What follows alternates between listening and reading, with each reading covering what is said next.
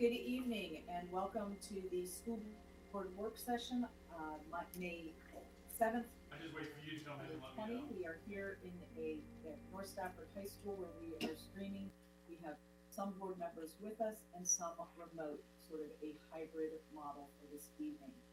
I would just ask, instead of taking a roll call, if everyone would just call out your name that you're here. I'm going to start in this room and then I will go to those who have called in. If you could start with mine. Patricia Healy here. Holly Hazard. Elizabeth Warner. Sarah Chase.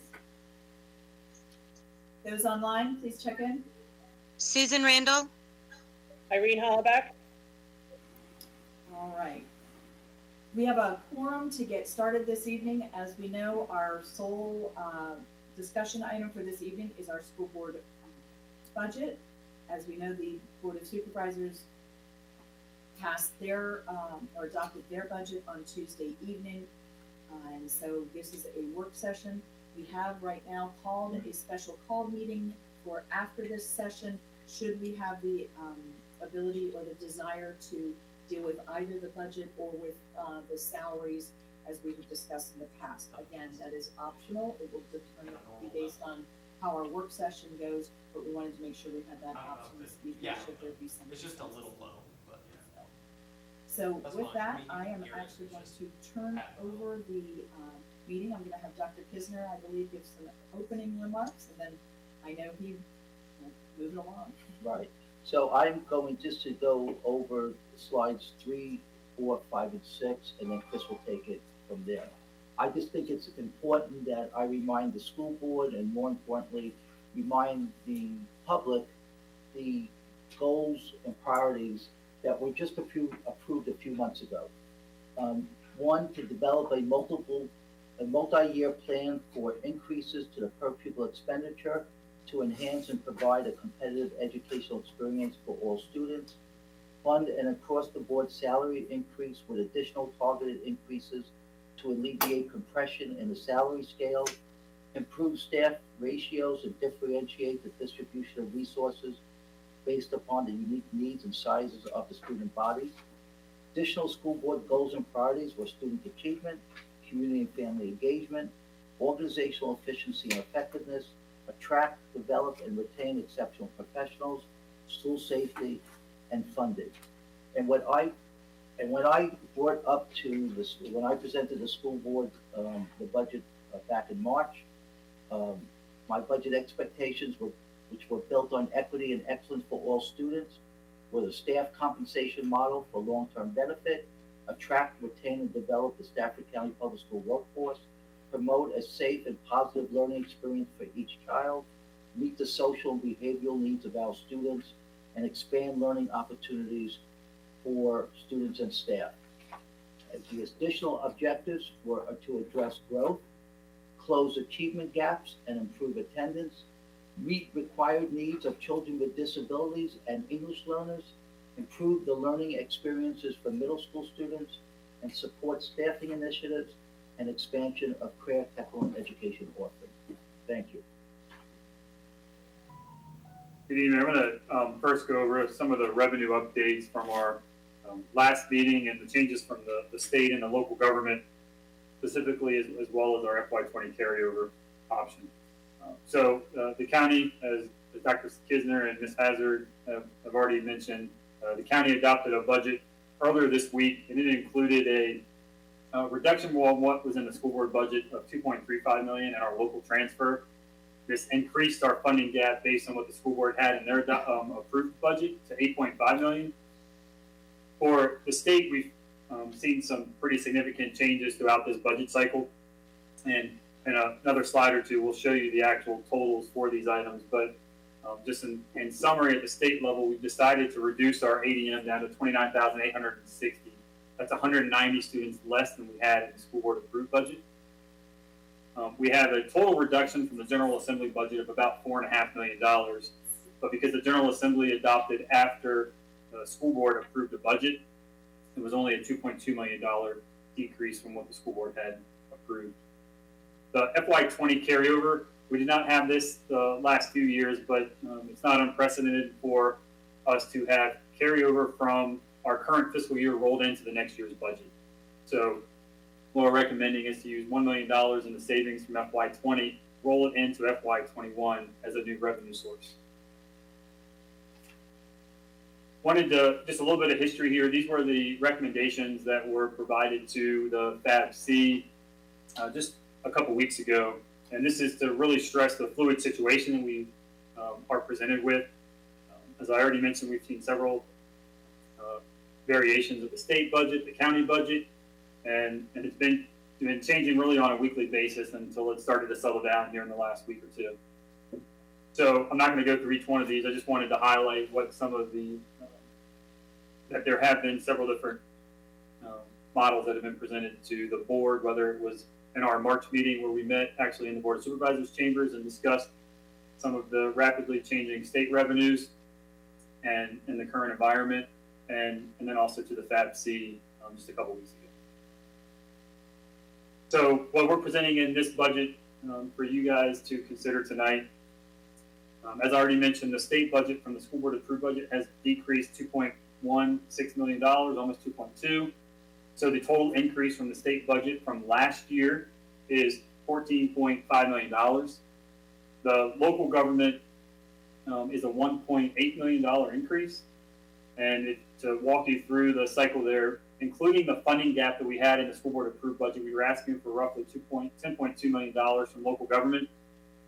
With the reduction from the county administrator's budget that the Board of Supervisors adopted earlier this week and the funding gap, it was a total adjustment to our school board approved budget of $8.5 million. I mentioned the prior year carry forward of $1 million rolling into FY21, and there have been no changes in our federal and other local miscellaneous revenue, seeing a total increase in our budget from the prior year of $17.7 million. Our very last column there, row, is just showing what our total operating budget was from the school board approved, what the adjustments, and now our school board adopted budget will be a total of $323 million, almost $100,000, so $323.1 million. Superintendent proposed options. So this is a high level. We're going to get into a little bit more detail as we jump through these slides. First thing, as we started to discuss in our March meeting that was presented to the board and then to the FABC, eliminating the across-the-board increase, that was a 3% adjustment for all staff. We still have the mandatory VRS rate increase of almost $1.7 million. We're taking a little bit different approach on the teacher scale enhancement, which overall is a little bit less than what was in the school board approved budget, but is a vastly different approach to the teacher scale, and we'll discuss that in a few minutes as well. The service scale, we are reducing that back into what was originally discussed before we added additional enhancements. So the $750,000, which is remaining in the adopted budget proposal, is just to get all of our current staff that are below the minimum up to the minimum. We have made adjustments to the new positions, which have savings of 2.3, and we'll go through that list. It's still a total increase of $6.4 million. We've eliminated all the new stipends with the exception of our new teacher standard load, so the teachers with 150 students or more, or 200 and more at the secondary level, if they are health and PE or fine arts, music.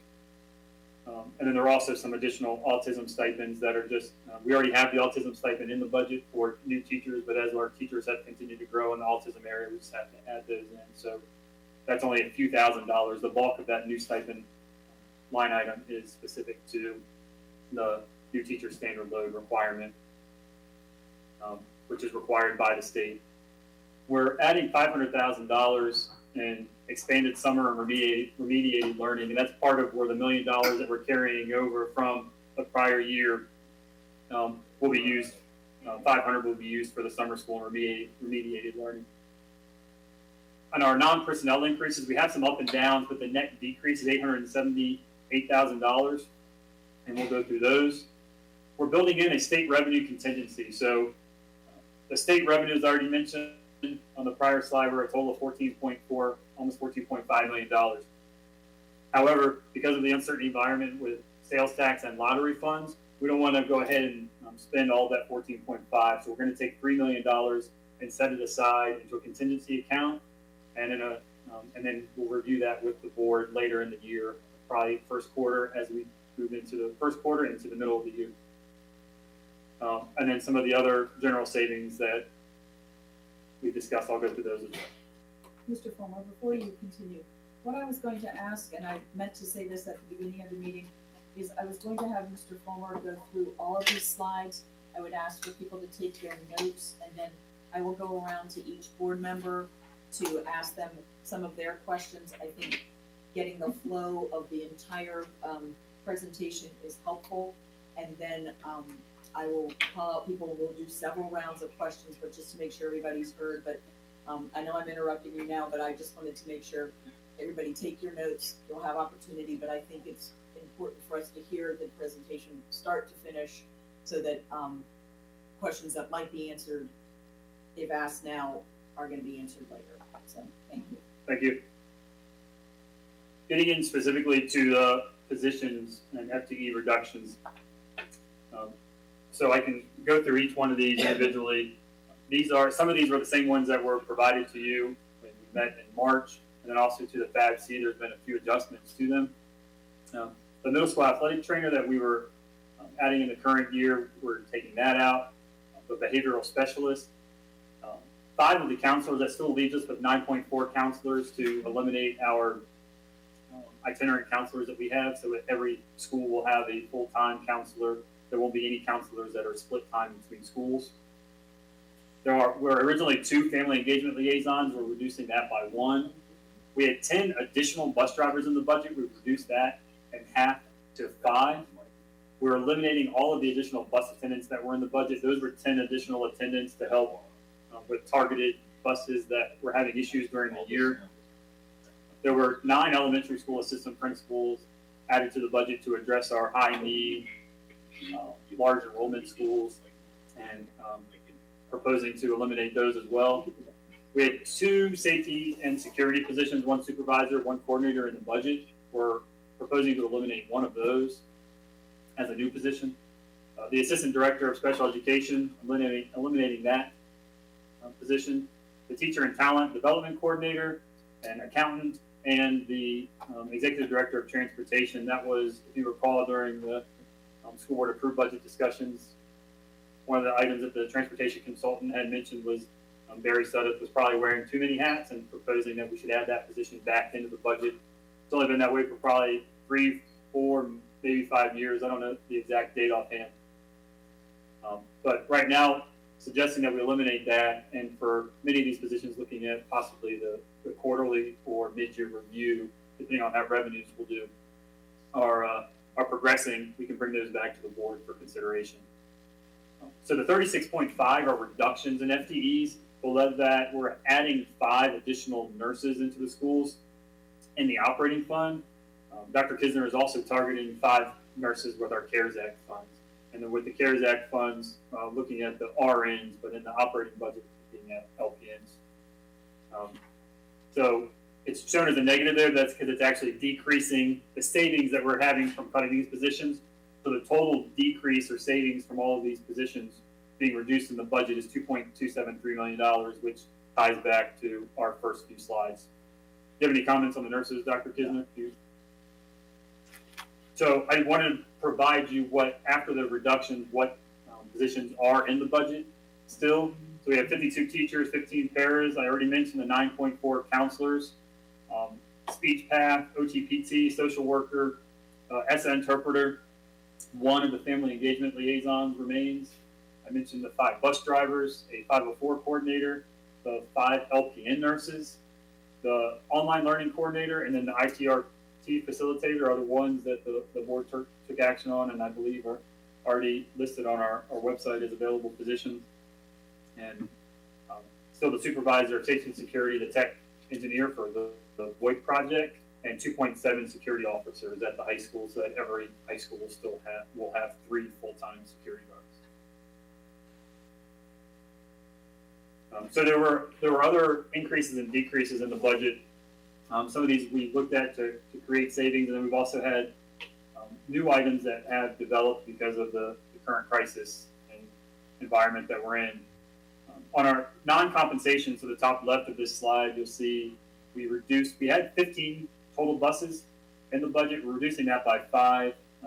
Talked with Barry and transportation and with the 5 buses that we added with the carryover funds in the prior year that we've already ordered and will actually be here in plenty of time for the next school year. They're will actually be coming shortly. With those, we'll still have 10 plus those 5 will still get us to 15. It's not an ideal situation, but given the current situation, Barry felt that he would be able to make do. In the school board approved budget, we had $500,000 of additional security infrastructure. We're reducing that in half. That was one of the recommendations that we discussed in March. These other are kind of some miscellaneous ones, but reducing some of the maintenance equipment. That was like replacing a spreader for like salt, sand on some of the maintenance trucks. Some smaller O&M materials and projects. With reducing the 3% across the board, the fleet service funds costs actually go down as well, which causes what they charge to the operating fund to be decreased. And also with our reduction in ADM, our school site allocation. So as you all are already aware, we provide all the schools a set amount of money based on how many students they have projected in their school, and we adjust it during the year if they have more or less students. Now that we're projecting less students, we reduce that school site allocation. Moving across to the right, some other savings, a position freeze on a specific position in communications, $125,000 in savings. We're deferring this was a HR decision. Actually, Patrick came to me and said, hey, with everything going on with the current environment, we're not going to be ready to do this new ambassador program, internationals, for trying to recruit international teachers. So he wants to defer that for a year. And that was $89,000 in savings. I believe I mentioned it in March, and I know I mentioned it at the FAD meeting, that we're actually increasing our budgeted, it causes an increase in our expense lines, but it's decreasing our budgeted salary lab. So every year we build our budget assuming that every position returns at the current salary, with whatever adjustments. But then we take that total number, $270 million, $260 million, and we decrease it by a flat dollar amount. And because of the trends we had been seeing, we were increasing that to 2.75 in the current year. That was an increase of $2.5 or $250,000. So in FY20 it was 2.5. Now I'm actually proposing that we reduce it back down to 2.25. We're seeing a lot less retirements and resignations in the current year. We've had actual people pull back on their resignations and retirements after kind of the change in the economy. So we're not as comfortable with increasing that lapse as we were before. So that actually is a net increase in those other compensation decrease lines. Also going down to other additions. So these are new items that were added to the budget. We want to increase by $300,000 our contracted cleaning supplies. And that will be whether it's cleaning supplies or contracted cleaning that we may need for this upcoming year, that we need to bring in our contractor and do deep cleans of schools. God forbid there's some sort of outbreak or something, we have to close a school and bring in a full team to disinfect the entire school. I had a question on that, clarification on those supplies. Pam, could you wait? Yeah, We're bringing, I thought I heard a question No, earlier. no, that we're was gonna a go question. through. Yeah, I read that. I wasn't sure if the supplies, is that FEMA included in Is the what amount? FEMA? Oh, no, so the FEMA will reimburse our current costs that we already had, like at the end of this past year. So this is looking forward to the next year, which FEMA we might still get reimbursed for some of those, but that's not factored in. Also looking at expanding our professional development, whether that's our current teachers. Also talked about trying to reach out to our parents in the community and help them with students and Chromebooks and the technology side of our current environment. So for a high-level summary, I already went over kind of all the total revenues adjustments of $9.6 million and decrease in revenues brings our adjusted increase in revenues to 17.7. With all of the expenditure increases and decreases, we're looking at a $17.7 million decrease. Currently, we have a surplus of $23,000. And just want to point out on the school board approved budget line, that includes the $6.1 million funding gap. And the total expenditures there includes the $3 million in contingency that I mentioned prior as well. I told you I would talk about the teacher scale. So I discussed this with the FABC, but for our other members that were not able to watch the FAB meeting or go through all of those materials, we originally had $3 million trying to condense the top of the teacher scale from 39 to 36. What we found by taking away the 3% across the board, the $3 million wasn't really enough to make a difference without causing more problems on the teacher scale. The percentage increases amongst the scale and trying to keep the gaps between each level, it was actually going to probably create more trouble for us in the future of trying to fix that. So worked with Dr. Kisner, presented it to the FAB, a couple different options, and the option that Dr. Kisner and I supported and the FAB supported was actually just taking the current scale based on years of experience and honoring that scale and moving our teachers up to the next level. So if you're at a level 8 right now, and after you finish 8 years of experience, you should go up to 9, or when you finish your 8th year, you move up to 8, so you're currently on 7. You would move up to that next year and make that. So it's not an even increase for everybody because it's not between each level of years of experience that we have, it's not a flat percentage amount. Once you get up above about year 20 on the scale, it's about a 2.5% increase all the way, but on the lower parts of the scale, it's a little bit more compressed, so it ranges from like a 0.5% increase to 1.8, 1.9, all the way up to that 2.5 number. And I believe tab 3 in your binder, which is obviously attached to the board agenda item as well, is the teacher scale, and it shows what those increases and decreases would be at each level. I want to point out that it's freezing the top of the scale, so if you're already at 39 plus now, you'll stay at your current level. We're not creating a level 40, because once again, we're not trying to expand the scale even more than it already is. So if you're at 38, you're going to move up to 39. If you're at 39, you're going to stay at 39. You will not see an increase. This helps to maintain accurate placement for years of service. It includes everybody that's currently on the teacher scale. So that's teachers, counselors, social workers, and our bachelor degrees nurses. And just a note there, I've already mentioned this, that it was supported by the Finance and Budget Committee. I want to point out that this is a very similar approach, not even to the same extreme that the Board of Supervisors just did with their public safety. Their public safety actually, to my understanding, weren't even on a years of experience step scale at all. So the first step for them was to place them on a scale, and then they actually approved to provide them that next step increase for this current budget cycle. So what we're doing is that last part of that, which is honoring that step increase to move them up 1 year on the scale for the teachers. The service employees, we've talked about this for several years running, especially the last 2 years. We did the Evergreen compensation study last year. We could only afford to move our employees that were below the minimum halfway to the minimum. So this year, we're looking at getting the rest of those same employees up to the minimum, as well as any other new employees that we have that are below the minimum. That's not everybody. I just included some of the highlights of the people included in that. It's approximately 300 employees impacted, which is only about 15% of our non-teacher positions, and once again, supported by the Finance and Budget Committee. So this is just making you guys aware and pointing out that we still expect we're going to have to monitor our state revenues pretty closely. Some of the things that we are unsure about are our enrollment ADM. You already saw that we adjusted our ADM by the 190 students. Looking ahead with potential of seeing those enrollment drops that I believe across the state, a lot of the superintendents and budget folks are concerned about. State superintendent and state, kind of across the board, has warned to watch the sales tax. Everybody knows the current environment and kind of the restrictions there have potentially put a hamper on the sales tax. We don't know. Sales tax lags behind by approximately 2 months.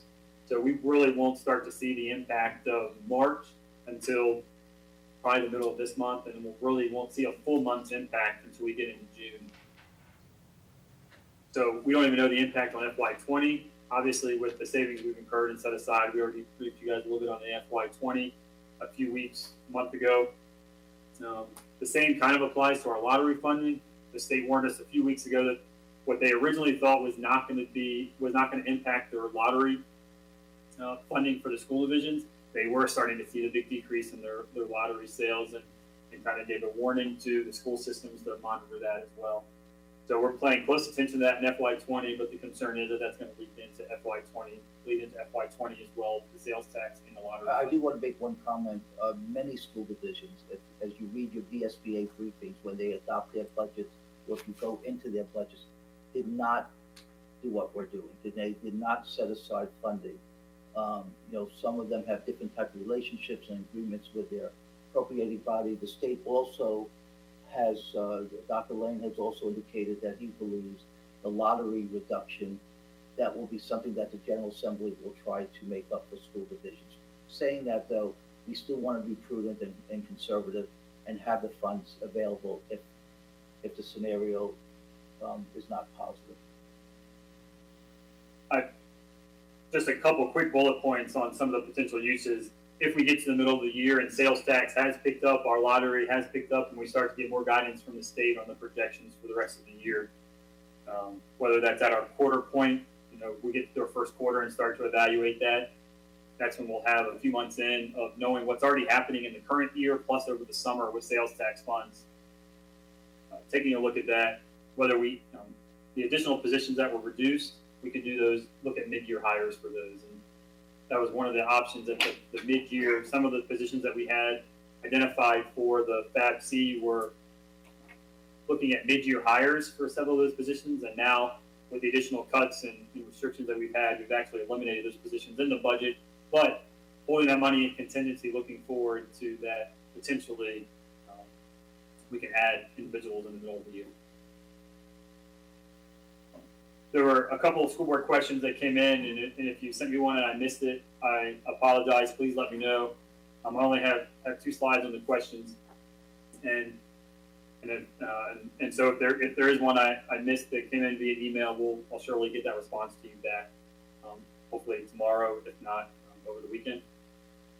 One of the questions that came in were just asking about the salary adjustments that were done for the county staff, and that was knowing that we usually try to match up what the county does, and the county tries to do the same for their staff as they do for the school division staff. At least historically, that has been the trend the last few years.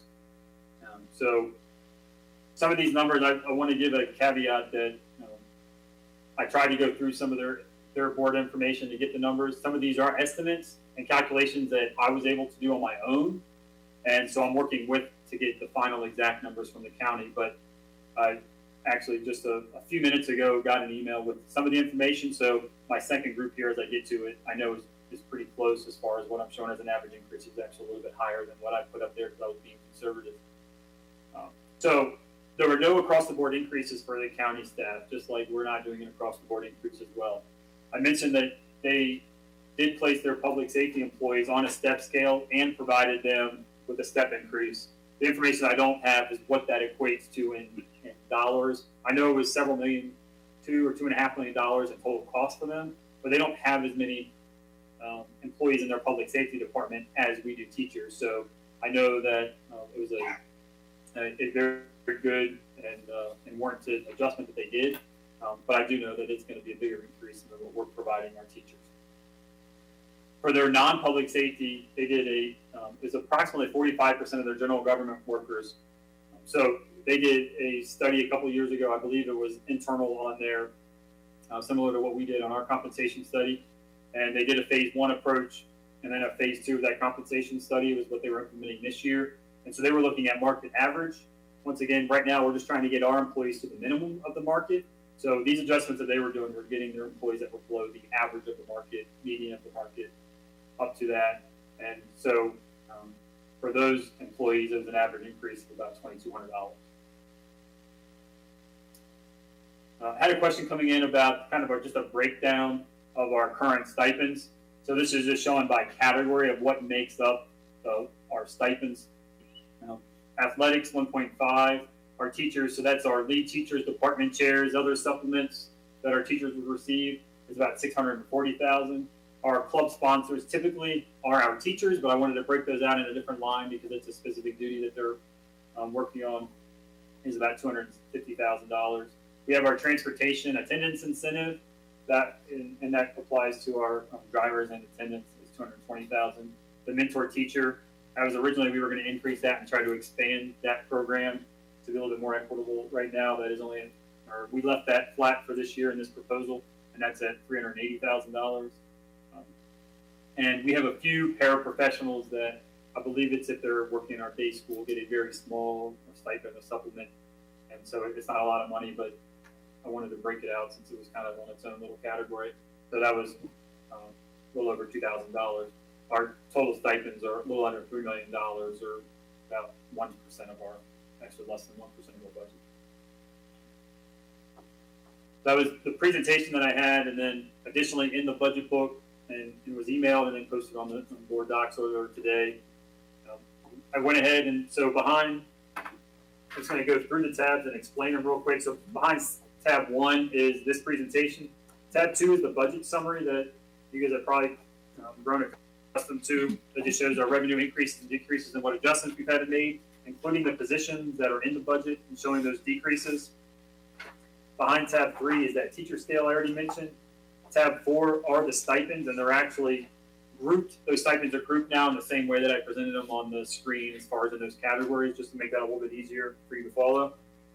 The school board's resolution that they would have to adopt with the updated budget amounts is under tab 5.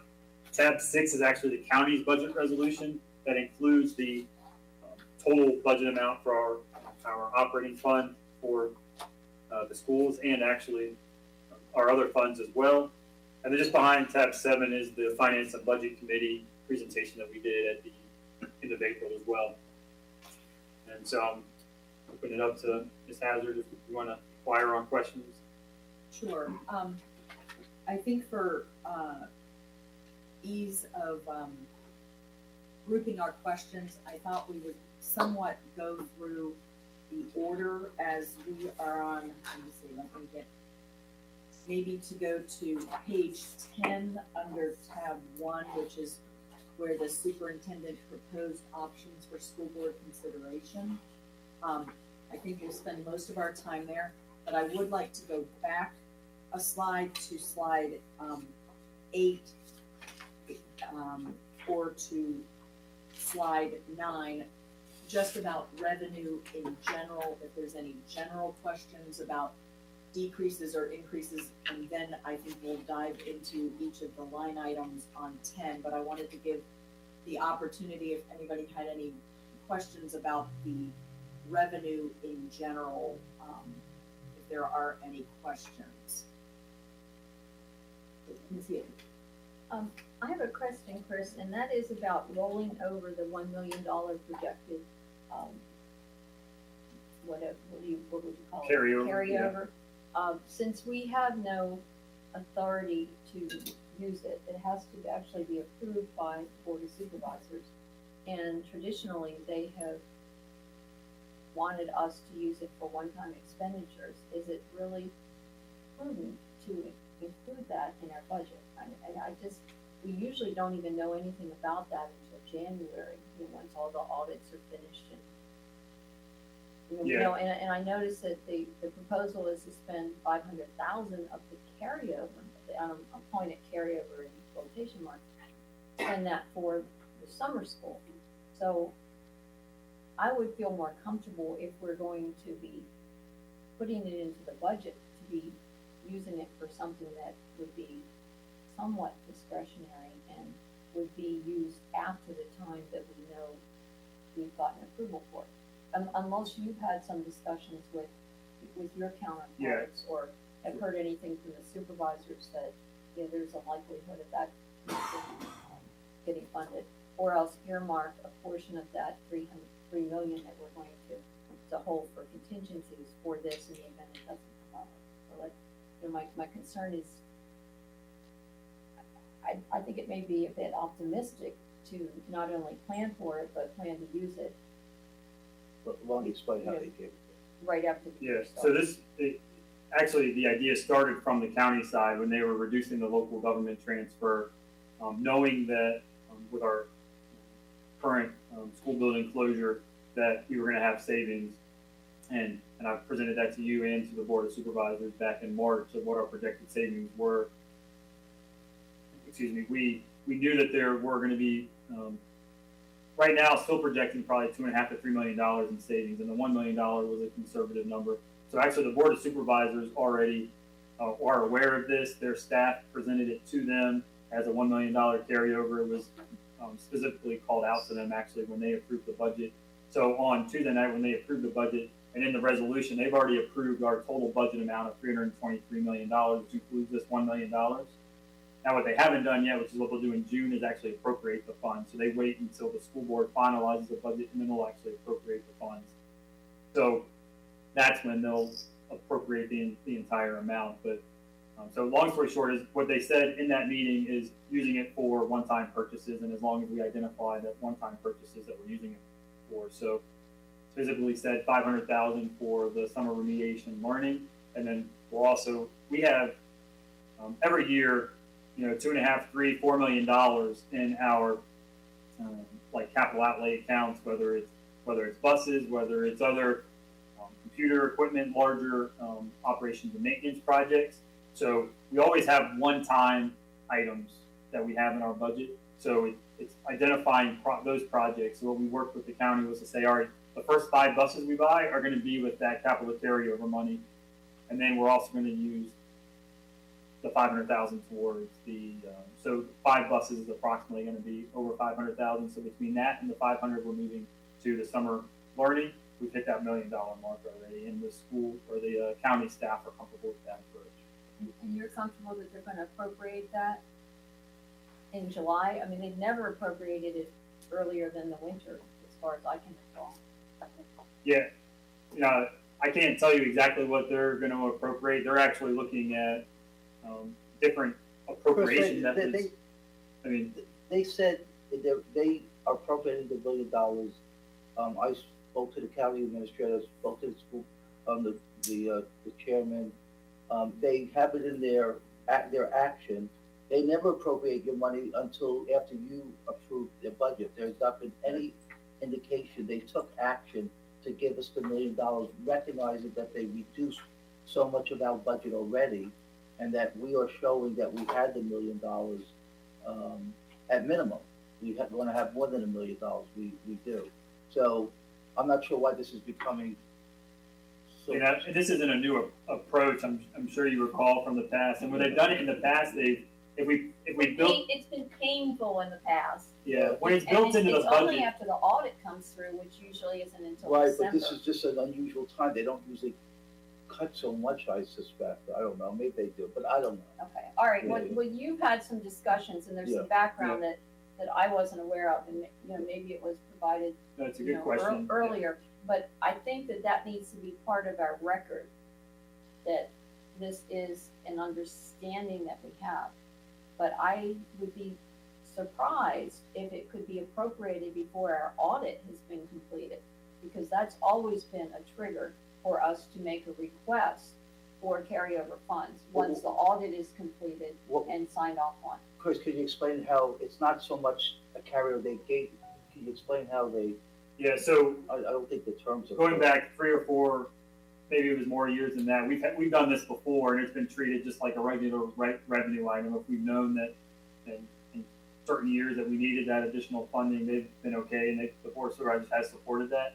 So they treat this no different than our state revenue line items, which would be, there's always a chance money's not going to come in, and so just like our state, and we're building that contingency in, so they're building it and would appropriate just like our regular funding.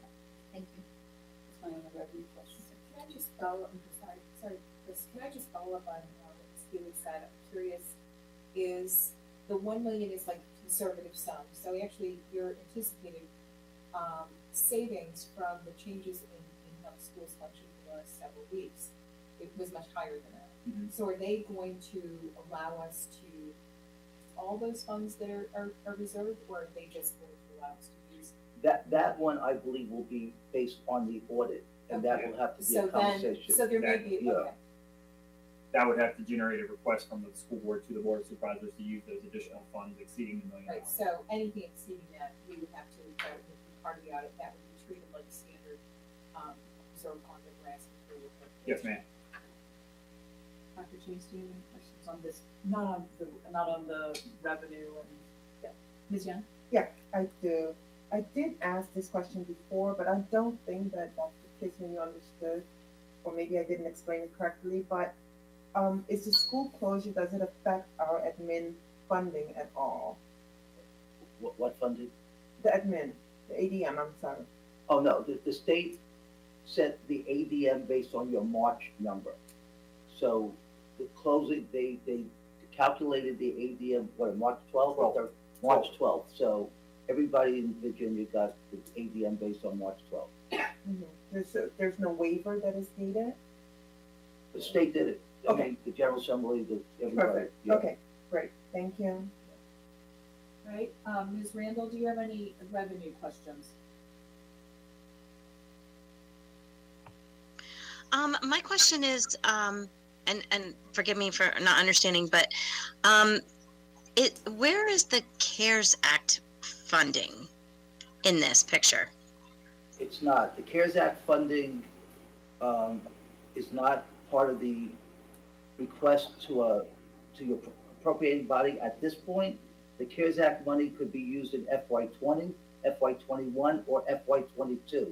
It's more going to be addressed like you would do like Title I funding and other fundings that are federal funding. So it's not specific for FY21. If that makes sense. Okay, yeah, okay, thank you. Ms. Hollerback, do you have a question, revenue question? I think this would be considered revenue.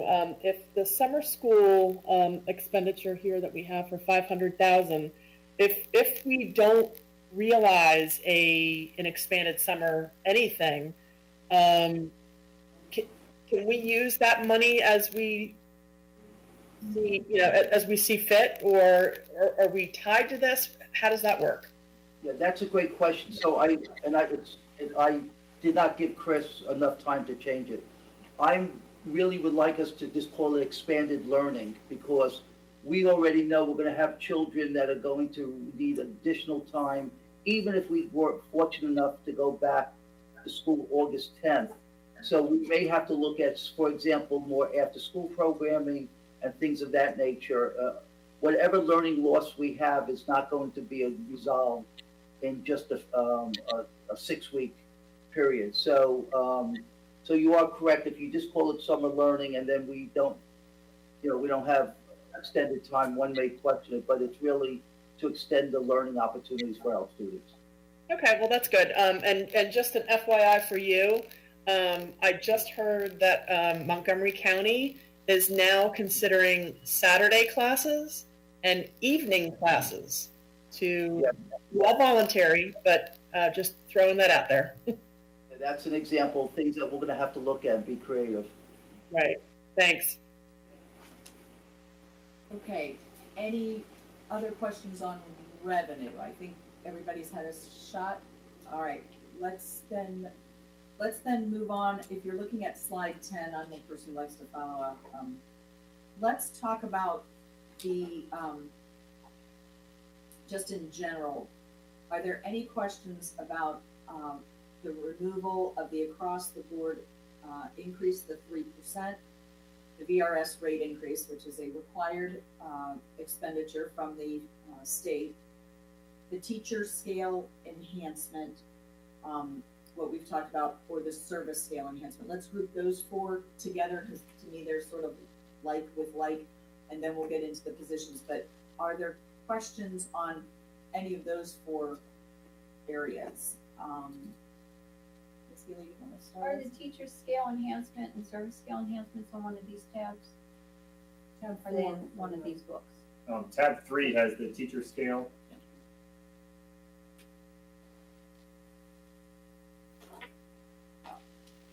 And then the subsequent slides, there's just a slide for each that just talks about what we're doing for it. And I didn't add it in here because we have gone over that service scale and a lot over the past 2 years. And so it's just getting everybody up to the minimum. and you can think of Dr. Warner, any questions on those? I sort of have comments? no questions. I appreciate how we work with this team, I just wanted to clear that out there, but, I have no objections to the, step, change for the teachers or the service scale enhancement. I think we're just bringing them up to the minimum, so it's, you know, I think it's an important thing to do, and I have no questions. Dr. Chase, any comments? No, I'm similarly fine. I'm sorry that we aren't gonna be able to do the across the board increase, but, I think we all understand that these are very challenging times. Ms. Young? Same here, the FAB had approved more than this, so like, my other two colleagues said, we're sorry that we can't give more, but I'm good with this. So the public understands, the state also removed their match, so they removed, which now, contributed to many school systems not be able to do this. Yeah, this is the across the board increase struck every single school district. That's not unique to Stafford County. It's unfortunate. I think we all agree on that, but this is definitely unprecedented. All right, Ms. Randall, any on those top four comment or question? Can I get an explanation for how we saved on the teacher scale enhancement, the additional 550? Yeah, sure. So Thank originally, we had $3 million on top of the 3% across the board to condense the scale. But now we had to look at different approaches. And I explained earlier that the $3 million by itself, without the 3% across the board adjustment, was not a sufficient way of adjusting the scale and actually created more issues. So instead of that, we started looking at other ways of honoring the teachers' credit. And one of those ways was actually just moving them up to the next level. So I actually calculated the exact cost of moving them up to the next level. So it's not like I said, hey, what can we do with $2.5 million? It actually calculated what it would cost to move all of our teachers to the next level on the scale, and that is the cost to implement that. Okay, yeah, I'm really sad that we can't do bigger for our teachers. I know that they've advocated very well for themselves for that, but I am glad that we can do what we can do. So, and for the service scale enhancement as well. Ms. Hollerback, any questions on those top four on page 10? No, I think I'm good. Thank you. Okay, I'll take my opportunity to speak on this again. I think it's pretty unanimous on the board. We are disappointed not to be able to provide an across the board increase. However, the reality, we have to pay the VRS. The teacher scale enhancement, I'm glad that we are not going to penalize any of our teachers for their years of service. So I think honoring that is important. The service scale enhancement, I am glad we are getting everybody to the minimum, but I would really hope that as we move forward into future budgets, that we parallel with our colleagues across the street who, this year are able to get to the median of the market. And I hope that I know that was our goal as well when we started this. So I hope that we as a board and will continue to honor that. So those seem unfortunate, but I do feel like I hear some consensus. Okay, now the next part is going to be to the new positions that are added, which will be coming up on the slides 11 and 12. Those are the ones, first one are the reductions and additions. There are also remaining proposed positions. So I would suggest that we maybe talk about those together. If there's any particular questions about particular positions or suggestions or questions about those. I do have a question about the elementary school assistant principals. Okay, hold on, Ms. Hollerback, just a second. Okay, all right, well, we can start with, we'll start backwards this time. So, Ms. Hollerback, go ahead, you start us, and then we'll go counterclockwise. Okay. So I understand why we have to make cuts and stuff like that, but one of my concerns basically revolves around the last redistricting. There are some schools that have been overwhelmed with a lot of students, a lot of special needs students, that type of thing, and we are in need of, at least at 2 schools that I know of, because of the redistricting, that need additional assistant principals. So I guess my question is that can we maybe look at taking care of the neediest schools? If you remember, the most of the assistant principals are helping out with 504s and IEPs and things like that. So some of these higher capacity schools are bearing the brunt of the same stuff that some of our less, like a Garrisonville that's not high capacity is dealing with. So my question is can we take care of the schools that really, the elementary schools that really need to have the principal input before we pass this? Is that a reasonable request, or am I overreaching? Could you tell us which schools you were thinking of? Because you said there were 2 that you were particularly Well, concerned about. Well, I'm assuming Hampton Oaks is one of them, but the one that screams out at me is one of where a lot of my constituents go to, which is Moncure. So Moncure is now the new. Wait a minute. This is not a question for the board. This is a question that I'm directing at Chris and to Dr. Kisner. This is not something that we're not supposed to be interacting with each other. Everybody else is supposed to be on mute, correct? Okay, so, Well, apparently, Irene, we can't mute where we are here. Right. Whatever we say is on the record. okay, So how about we have reaction from staff, and Dr. Kisner about this particular one. What I thought we would do is any of the positions that we talk about or people have questions, if I had a whiteboard, and I won't get up and run up there, I would just put which ones we kind of have, I don't want to say in question, but we have comments about, because that's how I think is going to be the best way. So I'm kind of making my list. I put APs.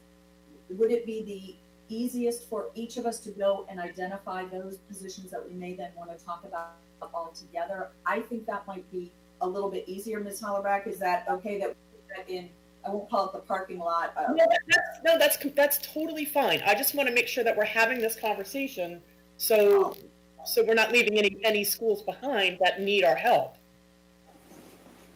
So I'm going to put 2 to 3 APs as a discussion item, because there may be some that we have no discussion, and then we can hone the discussion on those that we may want further information. Is that, I'm trying to make it an easier way I to, think that's a good idea. okay.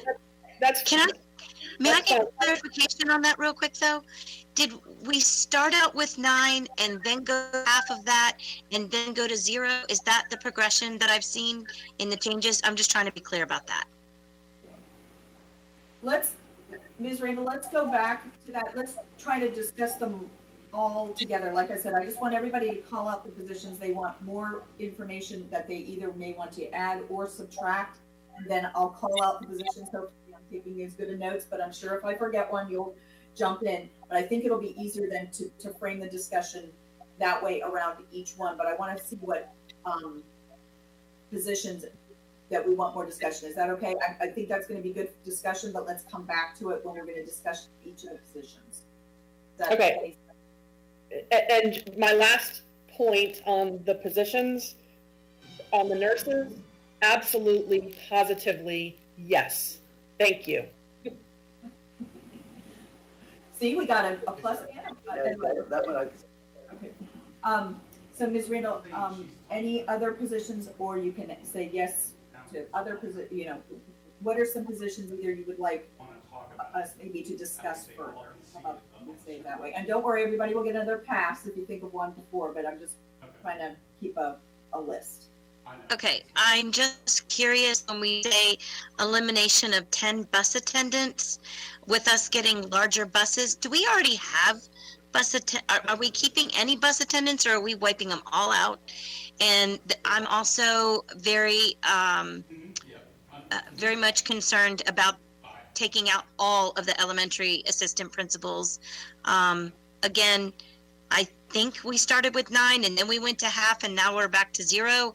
I feel like the pressure that we're putting on some of these larger schools, which is the ones that we mentioned, I feel also that they need extra support. When you have one assistant who is primarily in 504 IEPs, the regular principal is dealing with discipline, teacher support, and evaluations, I think it's way too much. Any other positions that you either want more information on, or, and you can think, we're gonna go another pass. So I'm gonna go to Ms. Young, for 11 or 12. 11 or 12. So one of the individuals that you did not answer the question that I sent in was basically to separate the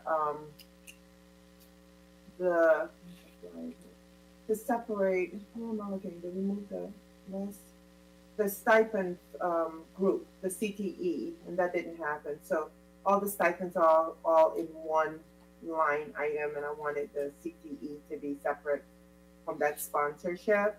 Mhm. So I don't know how much work would be involved to just know those that are ROTC versus the CTE versus what that sponsor group, what does it look like?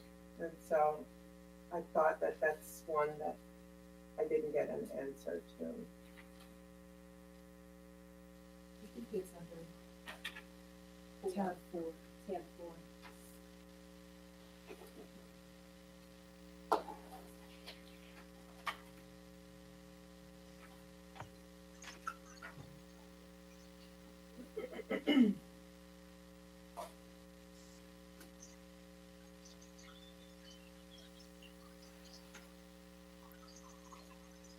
Am I correct, we removed all the stipends that had been proposed, new stipends? Correct. All of those were removed, which would be CTE and some of the ROTC. I'm just asking the question. And then the stipends that are under tab 4 are the existing stipends? Correct. Tab 4 will have all the existing stipends, and then the only stipend that we added was the SOQ required, state code required for the class size or total number of students on your roster. If you have over 150 in a gen ed class, the code says we have to compensate the teacher for that. Are we currently on position reductions and additions, or are we in stipends? Because now I'm confused. We're trying to do positions, right now. I'm putting them on the list. Like I said, trying to keep to the topics, but you know, it will be in that broader discussion, so I'm willing to put that in, but I am trying to say, this is, let's try and keep it on. Yeah, let's do slide 10. Or 11, sorry. Whatever, no 10. So, yeah, 11 and 12, but, Dr. Chase, did you have any other additions? I did. I thought you did. Yeah. So, this is just sort of general questions to think about. The Assistant Director of Special Education, I personally have some concerns about if we have to be online for some period of the next year, how we are going to, given that Secretary DeVos said that there will be no waiver for providing for students with special education needs, I'm concerned that there may be additional work needed in that area. So it's just a question for the board to consider how the logistics of that are going to happen if we go online again and we don't, suddenly we're having to figure out how to handle IEPs and handle that kind of stuff online. So that was one question. Another was the position freeze in communication. Was that Cherie's position, or was that somebody moving up from? Yeah, so we're gonna have to designate somebody to be in charge, but when you look at all the salary changes, we're gonna reduce one position for sure. and when you reduce the salaries, whatever, we had two people leave the department, and we're only gonna fill in one, and that's gonna be. So I would just say I'm concerned about that because I'm hearing from people that they aren't getting enough communication. I don't- And it's a weakness, I feel like, given what I'm hearing, and so that's a concern to me. So those are the two positions that I have some questions about. Next one. Dr. Warner. I thank you, Chair Professor. I appreciate the opportunity. Just a couple comments. We have gone from 9 to, I guess it was 4 to 0 on the APs. Thank you. I do realize that this is a somewhat controversial thing, especially given the number of students that are in some of these schools and the burden it does create for the APs. So I know we're working extremely hard, especially in the elementary school, I see it. But my concern is that we're making a top-down decision in an environment where we don't necessarily know what other changes we might have to make. And I think that keeping that contingency fund to the side allows us some flexibility that we could add some of these positions if we find we need them. I'm sort of on the fence about enforcing a position or trying to make the positions part of the budget, given that there's so many unknowns that we still have to confront. I am also concerned, as Dr. Chase has mentioned, about the Assistant Director of Special Education, because in speaking to many parents who are special needs students, they are telling me that they are overwhelmed. They are seriously overwhelmed, and they are really concerned because this online learning environment doesn't work for them. It's just, for many of them, it's just not working very well. So I want to make sure that, especially given that there's one area where our accreditation showed some deficits, that I want to make sure that we're covered on that. I don't really think there's anything else that I feel strongly. I like that the interpreter is still there. I like that the social worker is still in there. The counselors, I think, are going to be critical. And, the teaching positions may become a little dicey to fill. So those are my only real recommendations and suggestions as far as that goes. Well, I'm an echo here, but I'm concerned about cutting all of the elementary school assistant principals out. We had talked, I believe it was Moncure and Conway at the redistricting about the need for additional services and resources for those schools because of the number of students in the schools and also the populations in the schools. That we recognize there are going to be more needs. So if there's any way we can come up with two, I want to make sure on Conway because I don't know what their population is, but I know Moncure is, at least getting close to 100%. And with the challenges there added to the current environment, it's just going to be even higher. And I don't think bringing someone in mid-year is really going to be the same. I would consider reducing that contingency to fill some of these positions that we feel that these are so critical that we're going to need them and we're going to need to hit the ground when school starts. So I would be looking at at least 2 positions there. And also the bus attendants. I'm not saying we need 10, but we heard from the bus drivers. And I think they made it loud and clear that we have some buses with serious problems. The principals are addressing it, but I'm sure they have better things to do with their time. So I would like to come up with at least several positions there that we could have as a pilot program, and perhaps they could even rotate, during the year on buses where there have been problems. And that's not a high ticket item, but if we at least get started, then we'll have somewhere to move forward on that. And I think we did make a commitment to our transportation staff and our bus drivers that we were going to try to help out and in the situation there. This is just a technicality, but we've got LPNs. Is there a difference between the LPNs and the RNs? Yes, an 'Cause I think- LPN has to be supervised by an RN. Okay, because I think most of our Most are RNs. We nurses have- are we have- RNs, so we're not gonna limit ourselves to LPNs. No, in the CARES Act, we're gonna have 5 RNs, and this will Okay. be So LPNs. could we just put, what, I mean, the LPNs, I'm assuming, are paid less? Yes. Is that's why that's here? But if we were to recruit RNs, would we be paying them at the LPN salary? They would have to be paid at the RN salary. Okay, so maybe we could just put LPN/RNs. It's technicality, but I don't wanna leave ourselves out from any potential recruiting because it is very hard to find school nurses. Then on the proposed positions, I have a question. How many of the 52 teachers are special ed? Traditionally, it's a pretty high percentage, just to recognize how many That's on what page? classroom teachers we have. On slide 12, it just says 52 positions, new teachers. Do we know that? No, If I we do. don't, okay. Yeah. So 8 of those teachers are ESOL. I know that's not special ed, but I want to point that out. 8 of them are Another ESOL. specialty. Yeah, and then we have 4 for autism, 2 self-contained, and 2 behavioral specialists. So the rest of them are general ed?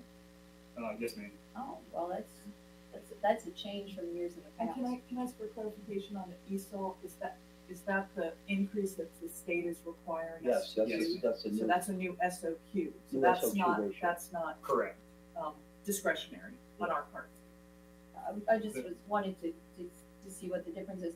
And then my comment on the remaining proposed positions, I'm very happy to see the paras and special ed, but I would like to see if we could build some paras into the budget for the classrooms. And I'm thinking more on the elementary level, with all the students that are coming back to school that have not had the same opportunities for the at-home online learning. I think there's going to be many, many challenges. The students coming into kindergarten, I think we already have parents there, but the students coming in that haven't been to Head Start, the students from Head Start who didn't get to finish.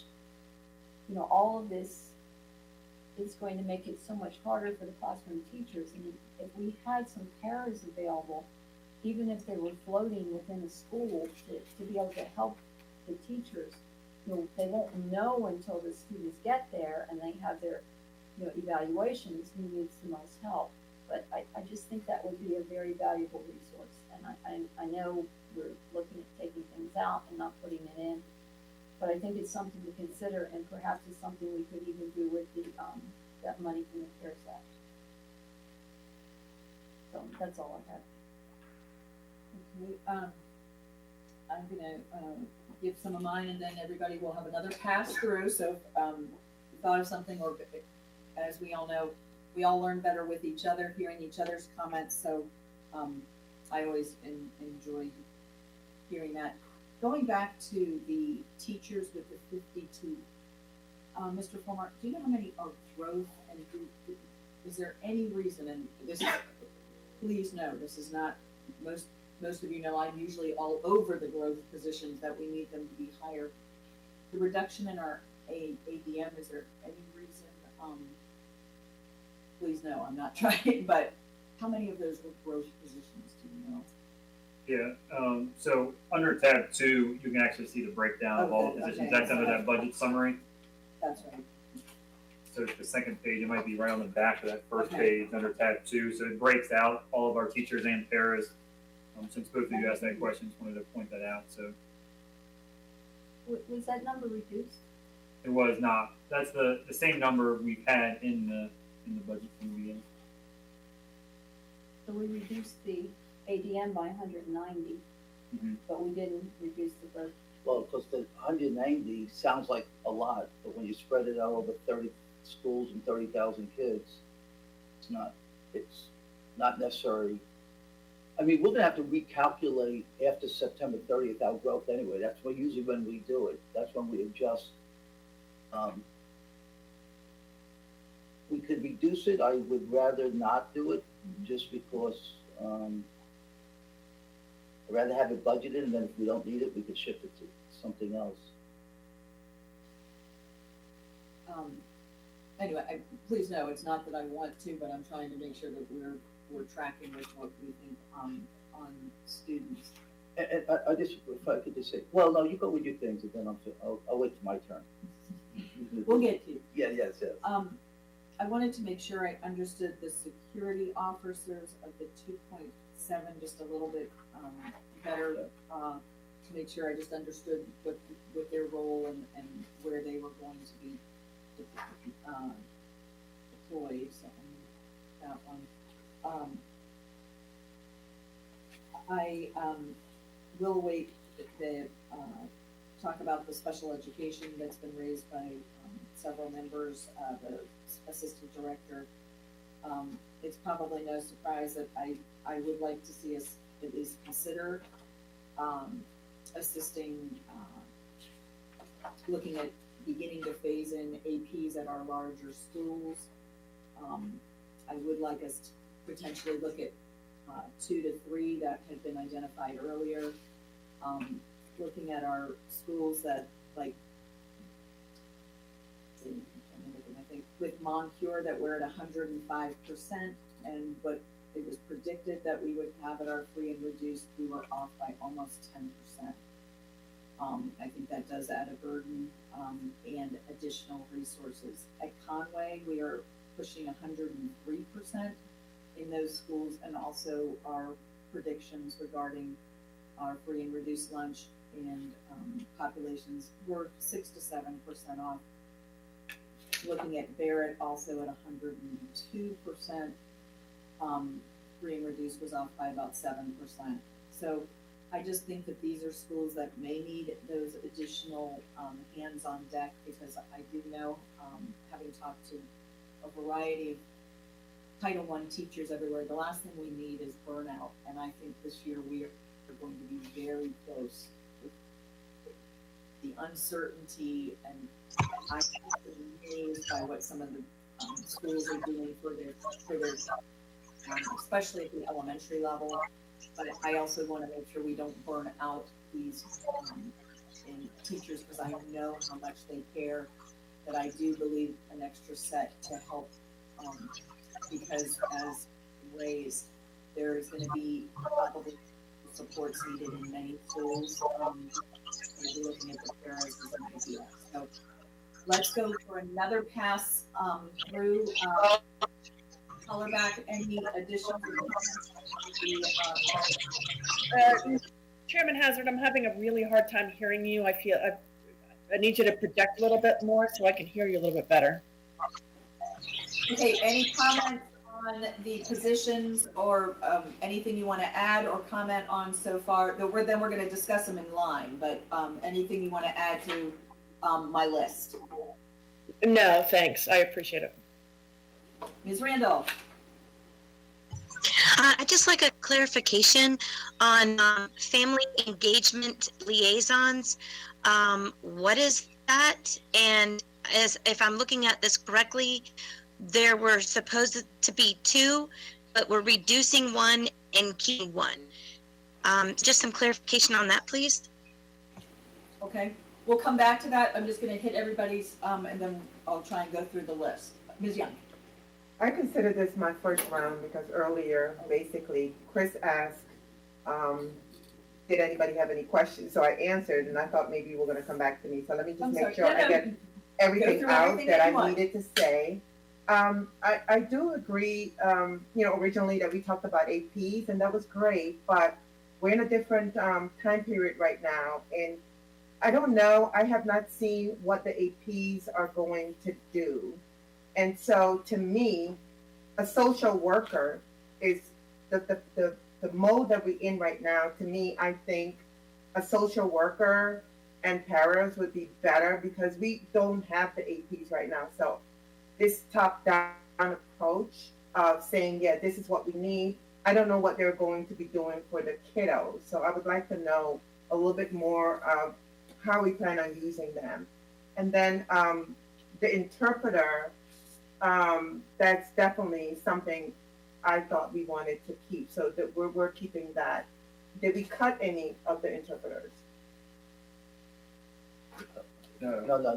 It's always been, one additional. Okay.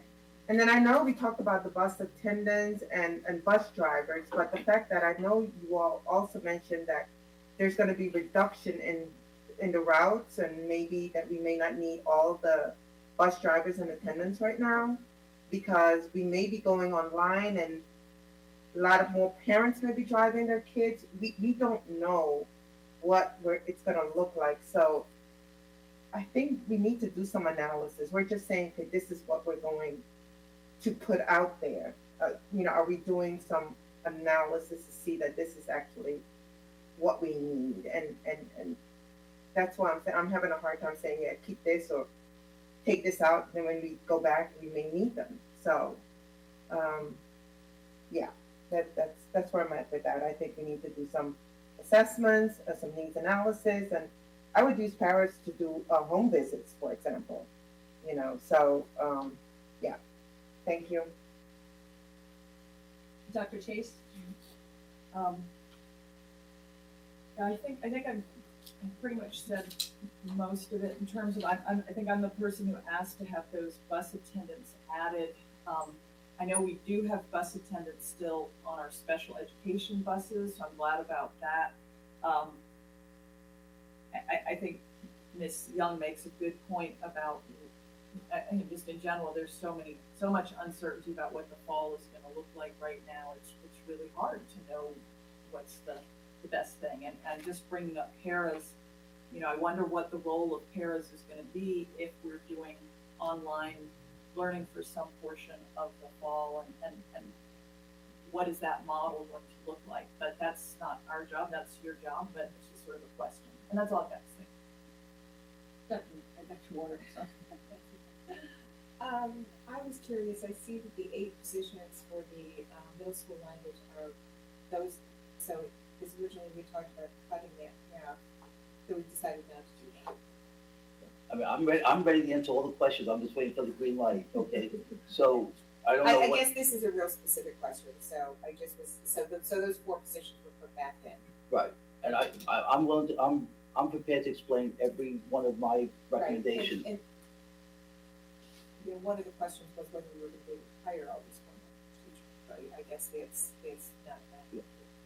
So, do you want me to start answering, or do you want to see if Ms. Let me Healy- just give everybody their Okay. their pass, and then we'll go Okay. position by position, if that's okay. I think then you'll be on the spot. Yeah, no, I'm excited. I'm looking forward to it. This year. I don't have any other questions right now. I think most of mine are at least engaged with other people's questions. So let's start and make sure that I've got it. Let's start with, let me just start with the Assistant Director of Special Education, the thought on cutting or what, anyway, let's talk through that. I think some points have been raised about that.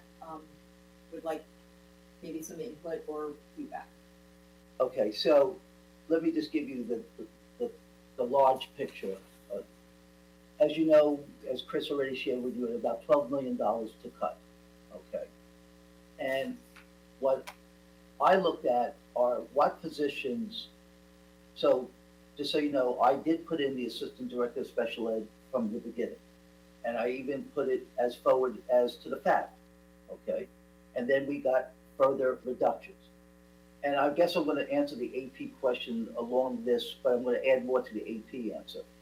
So when I looked at the $12 million reduction, I found it very challenging to justify additional administrative positions when I know there are so many other positions that this division should have had years ago. And your social worker is a good example. I can think of many others, but they're not in the budget, so there's no reason for me to bring it up.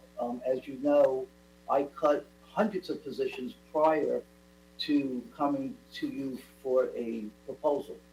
And so I would, as superintendent, because once you adopt a budget, I know you know this, I just maybe for anybody who's watching, then I'm held accountable for the success of the school division. So this, and with the AP positions, how, I never put it in there, so I'm not a strong supporter of it. Do I think we could benefit from it?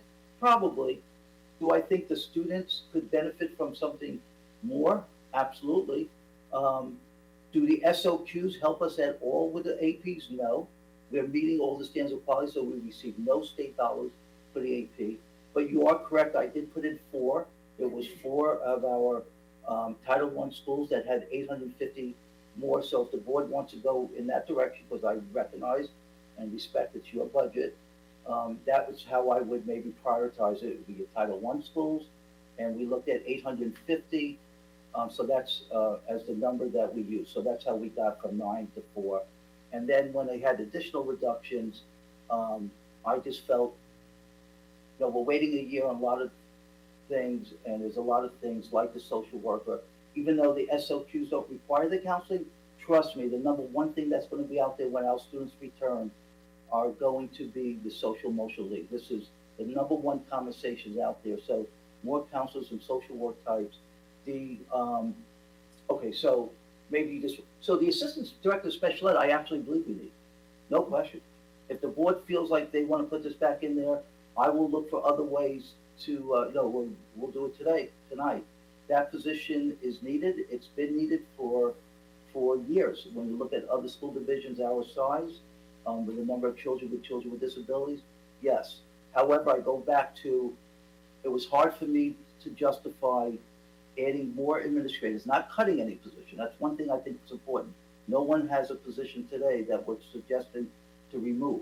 A position became vacated in communications, and that was my logic too. How could I justify $125,000 communication position, which would almost be 2 school counselors or 2 school social workers or 2 teachers? You pick your 2. So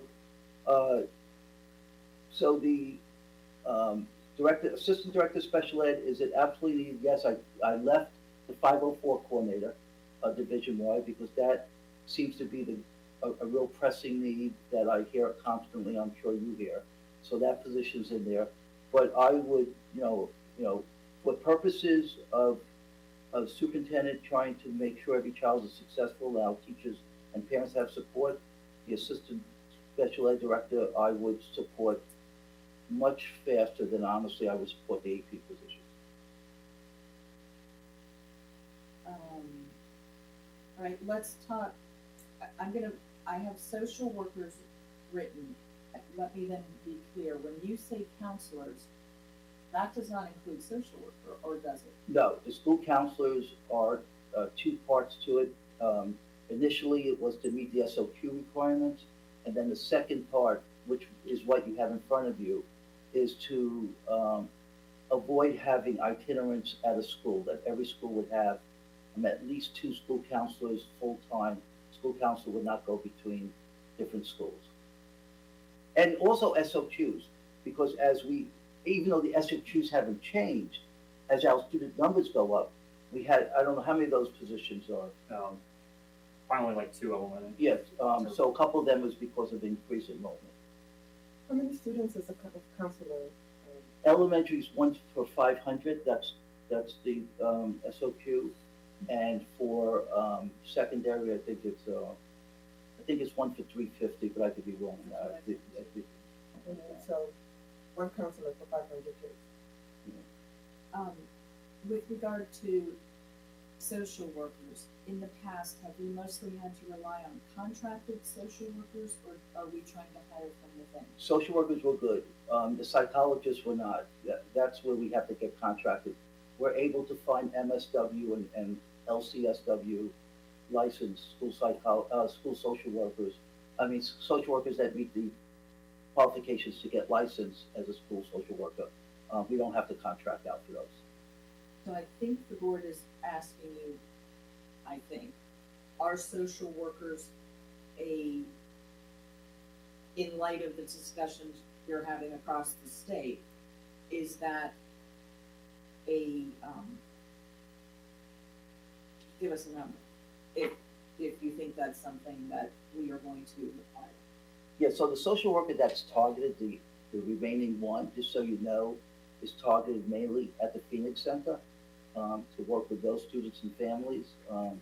they don't have the school counselor thing that are, the school counselor ratios does not include them, so, Rita, Miss Coe, you know, her last name, I can she had that in her budget, and that's the support that was being And offered. I think the board is supportive of that. I may be hearing, if I'm not hearing correctly, is do you need additional social? Yeah, so That's the question. yeah, I guess it's a great discussion because I have an obligation to present a balanced budget, and do we need more? The answer is yes. I'm just again looking at what positions have, and so social workers and counselors, I absolutely feel like we need more. Positions that have direct instructional impact on children is where I landed in my decision making. Do I believe the APs at the elementary level would have benefit?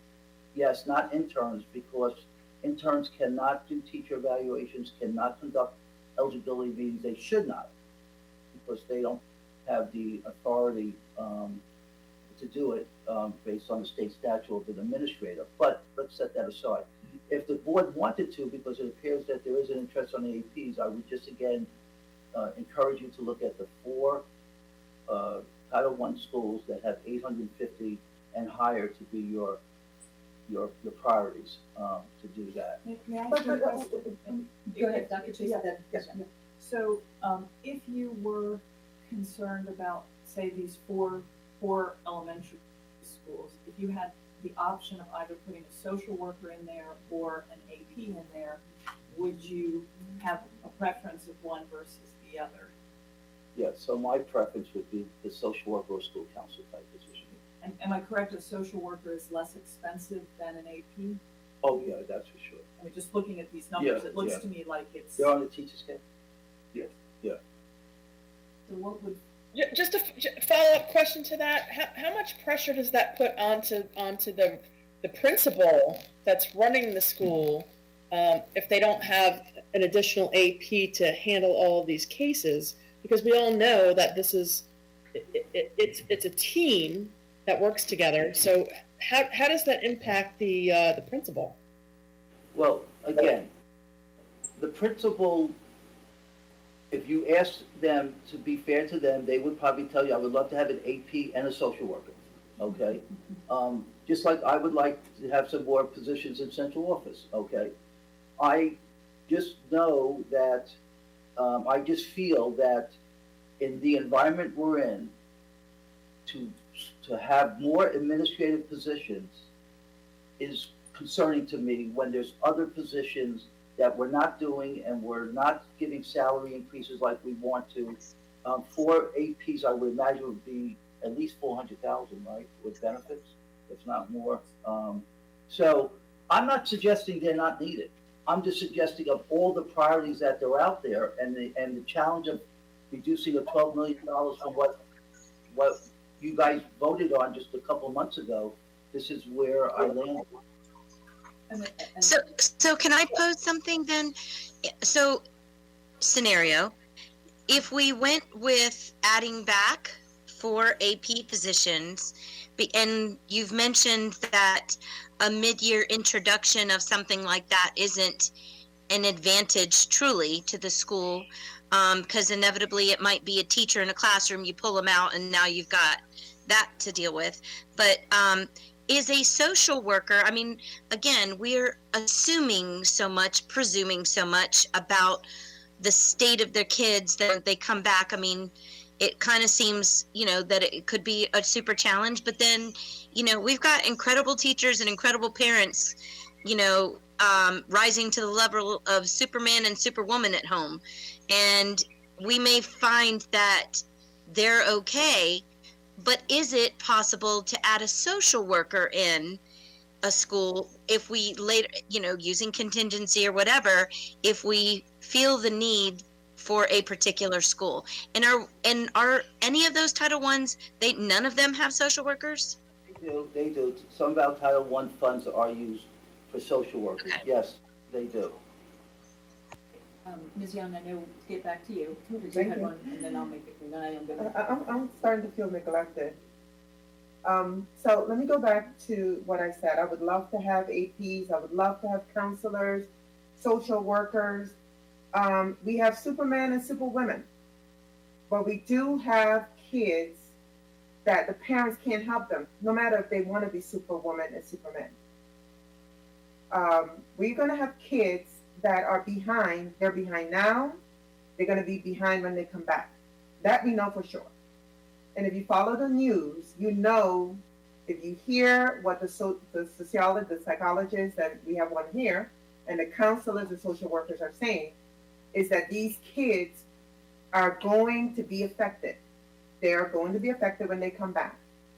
And so I believe that it will be beneficial that we have social workers, counselors, and in addition to that, the schools that have the high number of students right now, that doesn't necessarily mean that a school that has a smaller number don't have behavioral kids that need an AP.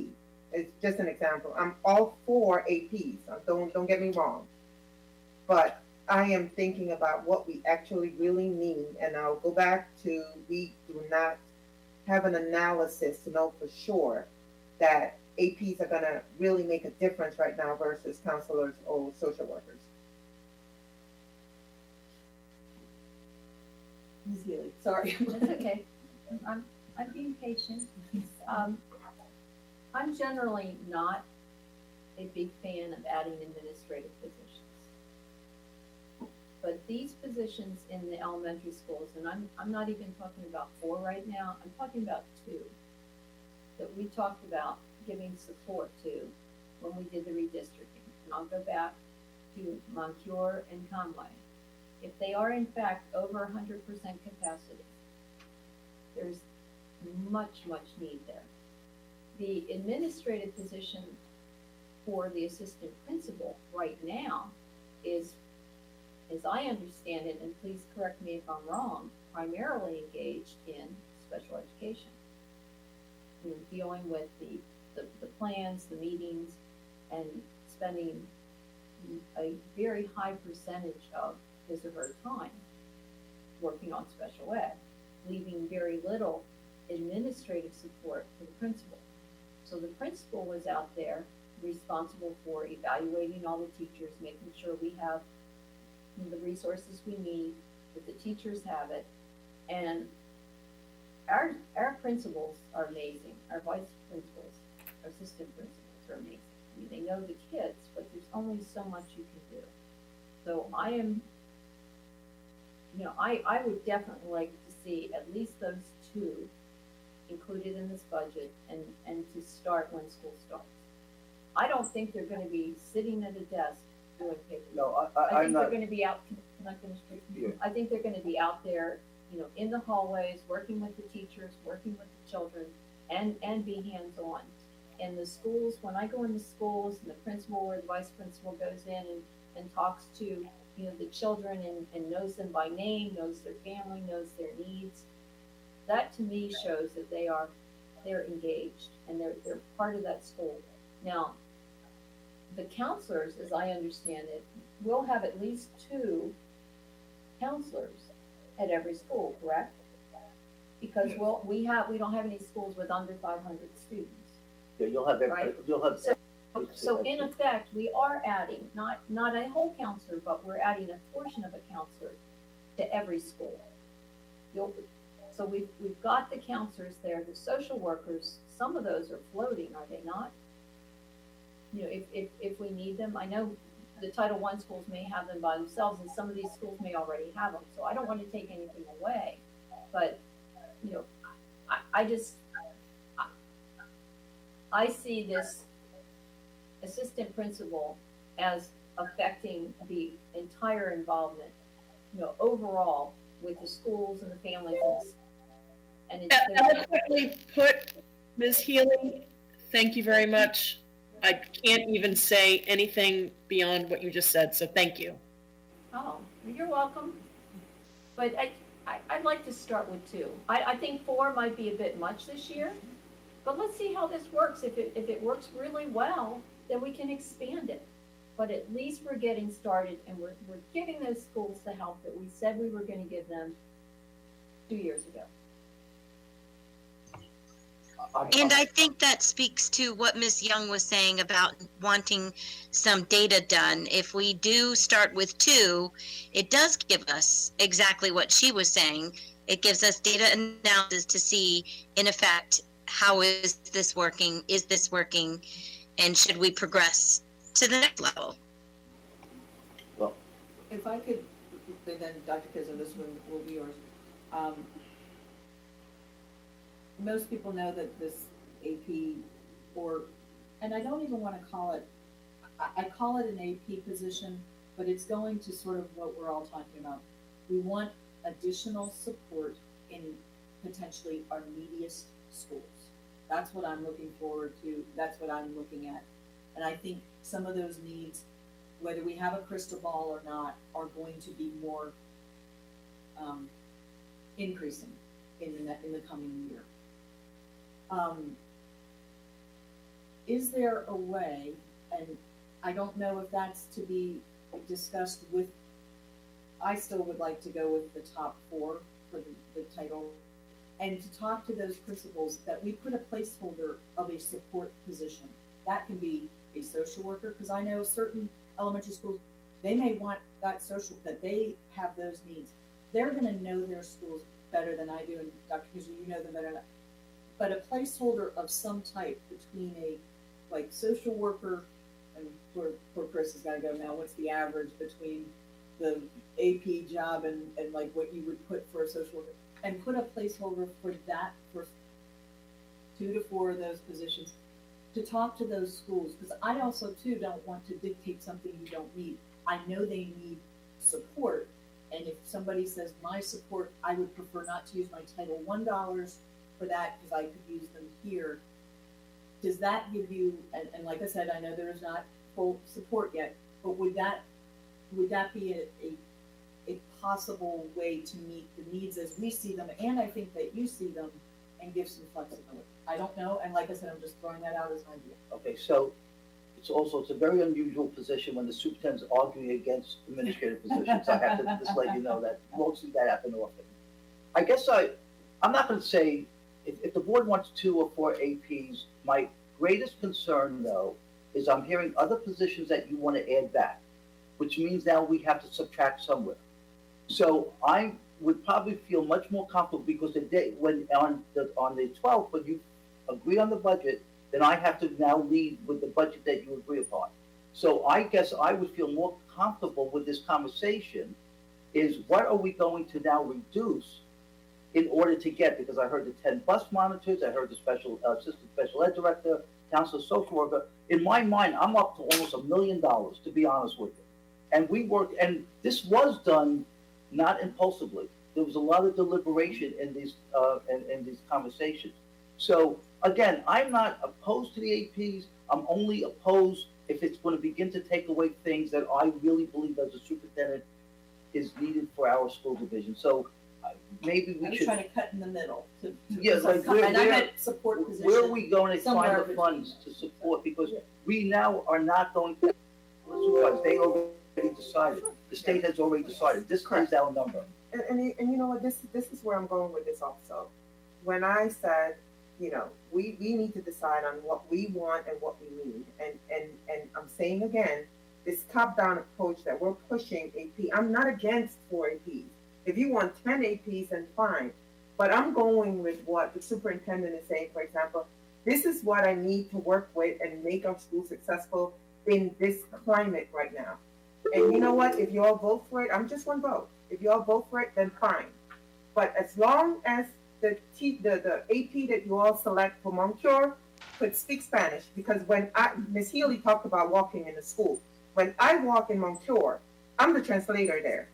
Nobody speaks Spanish to help, what, how many % of these kids Well, they are have people Spanish? speak Spanish, but. Well, I'm just talking about when I was there. When you were I there. was helping to translate. So if anything, let this AP be bilingual, minimally, at least speak Spanish to be able to assist these kids and help out instead of having an interpreter. Because that's what. That should be priority on your list, Pam. I'm sorry? That should be priority on your list. You have a lot of constituents that go to that school. Okay, so I'm just gonna keep right now that, those are positions to talk about, like, Yeah, and I just want to reiterate the Assistant Director of Special Ed, and if Dr. Kisner thinks absolutely he'll be fine without it, that's fine, but I just want to point out that come the fall, we could find ourselves having our schools operating for special ed kids, special needs kids, and everybody else is online at home, and we've never done that before. And who's going to coordinate that and understand what kind of support is going to be needed for that? Or is it going to be a hybrid and these kids are sometimes going to be home, sometimes in school? How does that happen? So, just so you know, that was the absolute last position I reduced. Okay, and that was to help get additional nurses. And because again, do I think we need a position? Absolutely. I thought it the day I walked into this place, being a former special ed director in smaller school divisions, knowing what we had compared to what we have here. So if it's going to be a choice conversation that you're going to have, and maybe it's not, maybe it's an and, we could do APs and assistant special ed director. I would just tell you a priority would be the assistant director of special ed. If you wanted to go with more APs, the two schools would be a good start. If you want to go 4, again, it would be the 4 Title I schools with 850 more children. And, you know, Ms. Healy said it briefly. I just want to reiterate it, or maybe say it again. We did set aside $3 million that is in there as a placeholder. We think it's the smart thing to do. I'm not sure many other superintendents would tell their school board it's a necessary thing to do. Yes, you have changed a lot. So that number could be reduced. There's no requirement, but then it could come to bother us a few months from now if the sales tax and we don't have an agreement with the board of supervisors to help support whatever deficit that might lead to. Let's move on to a couple of the other ones that were at least called out for information, or for family engagement liaison, I believe was brought forward for some either input analysis on that position. Okay, great. So one feedback that some of you have been giving me, which I absolutely agree with, is that we have to do more work reaching out to our families. We put a position in central office last year, and I think she's doing a decent job, a good job. But now, one of you heard this the other day, I believe. Every school in our school system, in their plan of improvement, had to have a family outreach component. And so the family engagement is again a position that will work with the principals and teachers to connect with families and make sure they're true partners. And it's a position that I would just say school systems our size, it's not unusual to see. So it's So is that you're keeping one and reducing? Is that what I'm trying to look between the two slides at? I believe I did. Yes. The liaison, we originally had There's only 2. one left. Yeah, I had 2. Okay. I kept, yeah. Okay, okay. Yeah. So I'm comfortable with 1. Let's see how that develops. We added 1 coordinator. It's almost my advice to you on some of the other positions with the 504. Let's hire somebody, take a look at it, study it, collect your data, come back. We have someone in that position. She recommended 2 additional people, and now I'm recommending 1 additional person. Again, because we have to cut $12 million from our budget. So we have no real. So did I hear you correctly? You have a 504 coordinator and now you want 1 more additional? No.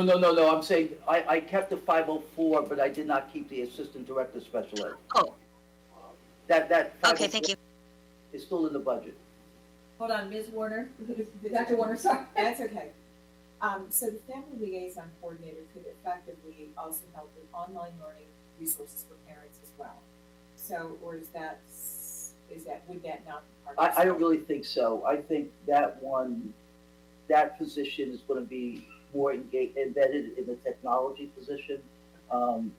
I think that will give parents support in many different ways, but not, I don't think that person's qualifications will put them into technology. Yeah. Dr. Kisner, is this the family engagement liaison? Is this the one that we talked about briefly, or this is another one? Well, okay, so we have a family engagement coordinator for the division, like she's the only person in that department one. After a year, she came back and said I would benefit from 2 others, and these are the goals. And I did put 2 in, and then I reduced it to 1. Okay, thank you. Yes. Dr. Kisner, you asked about potential funding sources. Yeah. I understand the reason why the 19 positions were put in for growth positions, but in fact, if we're looking at and would that be a conservative estimate of 190 students, fewer students next year? Would you say that's conservative estimate? I think there's a lot of unknowns. I would say it's conservative. Okay, so I would be comfortable reducing that 19 growth positions because we've reduced the projected students by 119 by 2 positions, which should fund the assistant director of special education. Would it not? Which one are you reducing? The growth positions. We have 19 teacher growth positions, and that was projected on when we projected a higher number of students that we thought were coming. Now we have reduced for funding purposes that projection of student growth by 190 fewer students. So I'm suggesting, since we are projecting 190 fewer students, we could reduce the number of teachers that we said we needed when the estimate was higher by 2, and take that money and use it to fund the assistant director of special education. Do you know specifically which teachers you're planning on reducing? But Well, They're growth. They're They're growth. growth. They haven't been identified. What was the original growth projection? Almost 700. Yes. Okay, so we said we thought we were gonna get 700 students, so we added in 52 teachers. Or 19 teachers to meet the needs for those students. Now we're thinking we're gonna get 190 fewer students. And I understand they'll be spread your over all the point's well schools, but for planning purposes, I don't think it would be unreasonable to say, all right, instead of hiring 19 teachers for growth, we're gonna hire 17 teachers for growth, take that extra money from the 2 that we would not hire as teachers, and spend that for the assistant director of special ed, which is, we said, will spread out among the entire student population as well as the community and helping the parents. And the growth, as you know, is growth. So it comes December, January, if we have more growth, then we would have other resources to support that, because our ADM would either be better or our sales tax might be better. We So, get more money from the Yeah, state if yeah. our ADM is higher.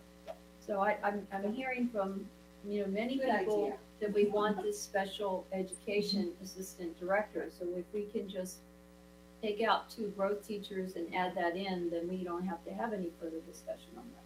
Mr. Fulmer, is that, you're the numbers guy, so I'm sure that. Yeah, so. And if it's a little short, you had $23,000 extra. In fact, now we have, by doing that, we have $32,000 available. So that's not what touching the elementary school assistant principal. Yeah, I know that's been thrown around a lot of other sites. I was gonna ask about a couple other positions. just yeah, for because some I want to talk about the Can you fund tell us line. about the security officers? I'm sorry, Okay, I'm trying security- to get my. Okay. Before we move Oh, to I'm that, sorry. are we in general agreement for, we're Yes. not deciding anything tonight, but if we can say we'll reduce the growth teachers by 2 and add the assistant director for special ed back in, then we can have that all. I'm in. Okay, all Okay, I right. got thumbs up on the, in the, okay, so the growth, the security positions. All right, so this is, again, a request that came from the high school principals. The number of 2.7, if that's the number, is to give each one of them 3 whole positions. The security positions, truthfully, is not a standardized way that they're used. So that's something I've learned as I dived into this more. I can't tell you that how they do it in North Stafford is exactly how they do it in Mountain View. One thing I did learn is that our turnover on these positions is remarkably high. It's not a very high paying position. I would not be upset, nor do I think the high school principals would be, if those positions were removed for a year to take a better look at what are their real functions and allow the new security person to evaluate those positions. But you know, that's the rationale behind it. 2.7 is to give each high school 3 FTEs whole. How much money would we What save? is that, Chris? I have a question, Madam Chair, when you have a second. Sure, is it on the security officers? Yes, it is. Go ahead. So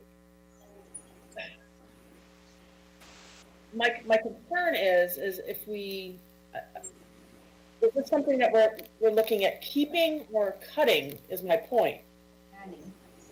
It's an What do you addition. Right, so we would be staying constant. Whatever we have today, we would have next year. All of these. Okay, so my point is that everything's been very, very quiet lately. If you've been watching the news, there's not been any school shootings and stuff like that. That's all fine and good.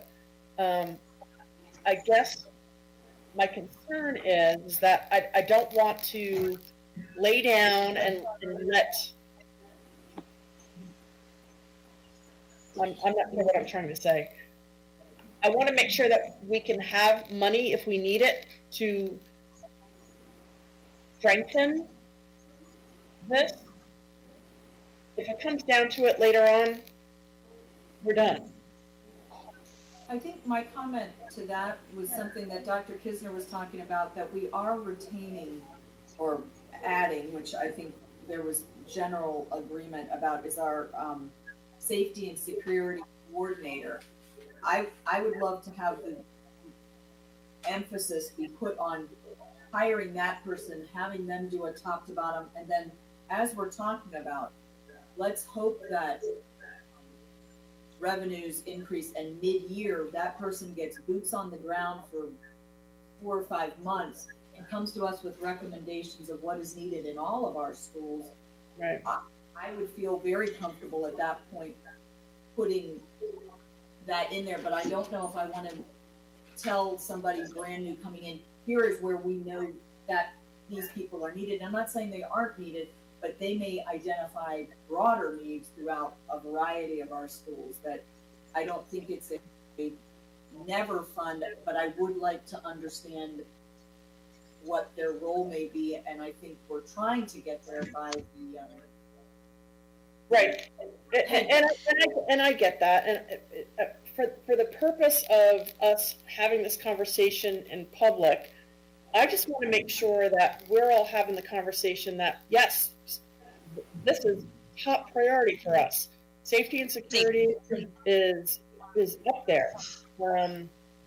I just want to make sure that we're doing whatever we can do at this point and whatever we should be doing. And the should be doing is that if we're not going to be in school, then we don't really need to be spending dollars that we don't need to be expending at this point. Do you understand what I'm saying? Madam Chair, may I also chime in here for just a second? Reminder to our board. Question.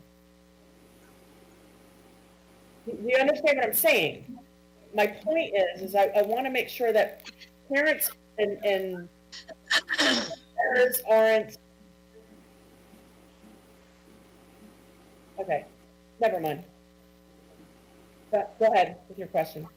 I just wanted to remind us that we had a security brief, a security system evaluation done, and I'm going to assume that this supervisor of safety and security was out of that, and I kind of I still have said and would love to go through that evaluation of our safety and security. I also think it's a high priority.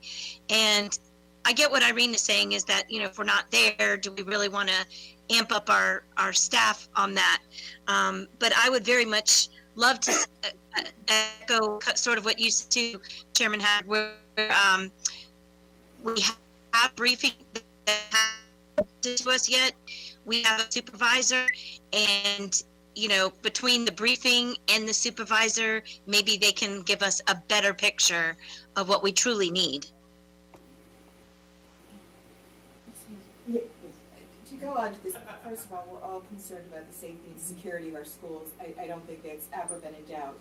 But by utilizing the supervisor to evaluate what our needs are, especially in light of the fact that opening school in the fall may look completely different. We may not have all students on campus at the same time. So additional security officers above and beyond what we already have in place may not even be necessary.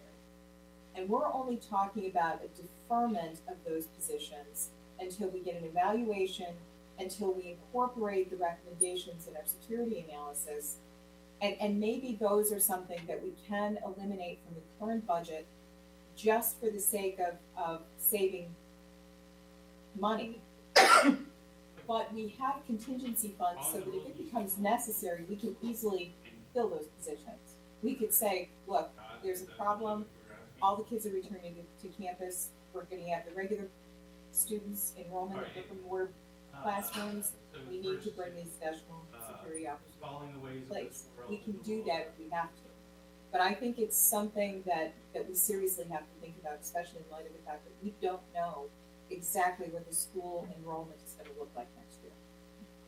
So I think it's something that we can easily say, right now, let's put that on hold, these additional officers above what we already have. Is there at least some thought that is a way we could go? Because I want to give, as we said, the new person Ms. in there. Hollenbeck said that she's leaving the work session. She may just run into some technology problem. I'll do something with her son, she said.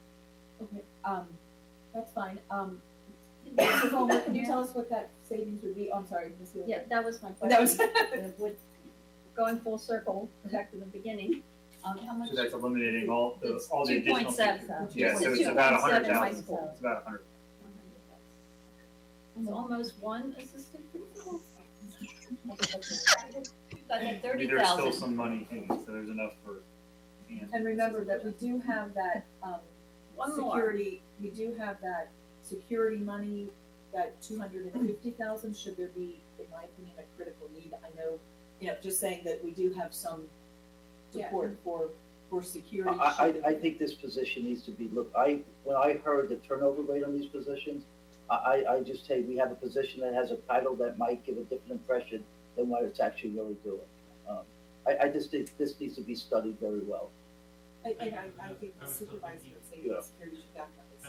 So thank you. Oh, yeah, that was not, All yeah. right, so are we in agreement that we can take out the security officers at the high schools from 2.7 positions Having a hard time with that. to be deferred until we have an evaluation from the new supervisor of safety and security, which will save us $100,000. And if Are you talking in there? there is an interest, we can take some of that 30,000 that we've got extra, add that to the 100, and that'll give us one Or assistant. at least it sounded like I could hear you. You very, very faintly. That one I can live with. I want to see what you get the other two. Well, I'm working up.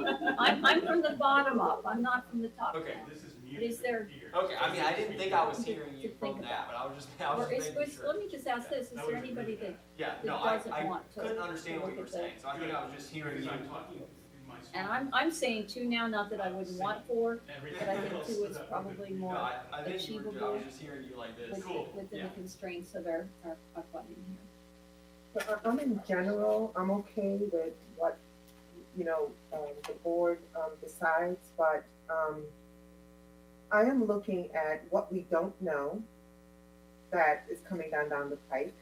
And as I'm saying before, top down, I just want to make sure that we are prepared and we have some funds to perhaps employ somebody, an interpreter or something that we currently don't have that we need because we don't know, especially with online, the climate and all that.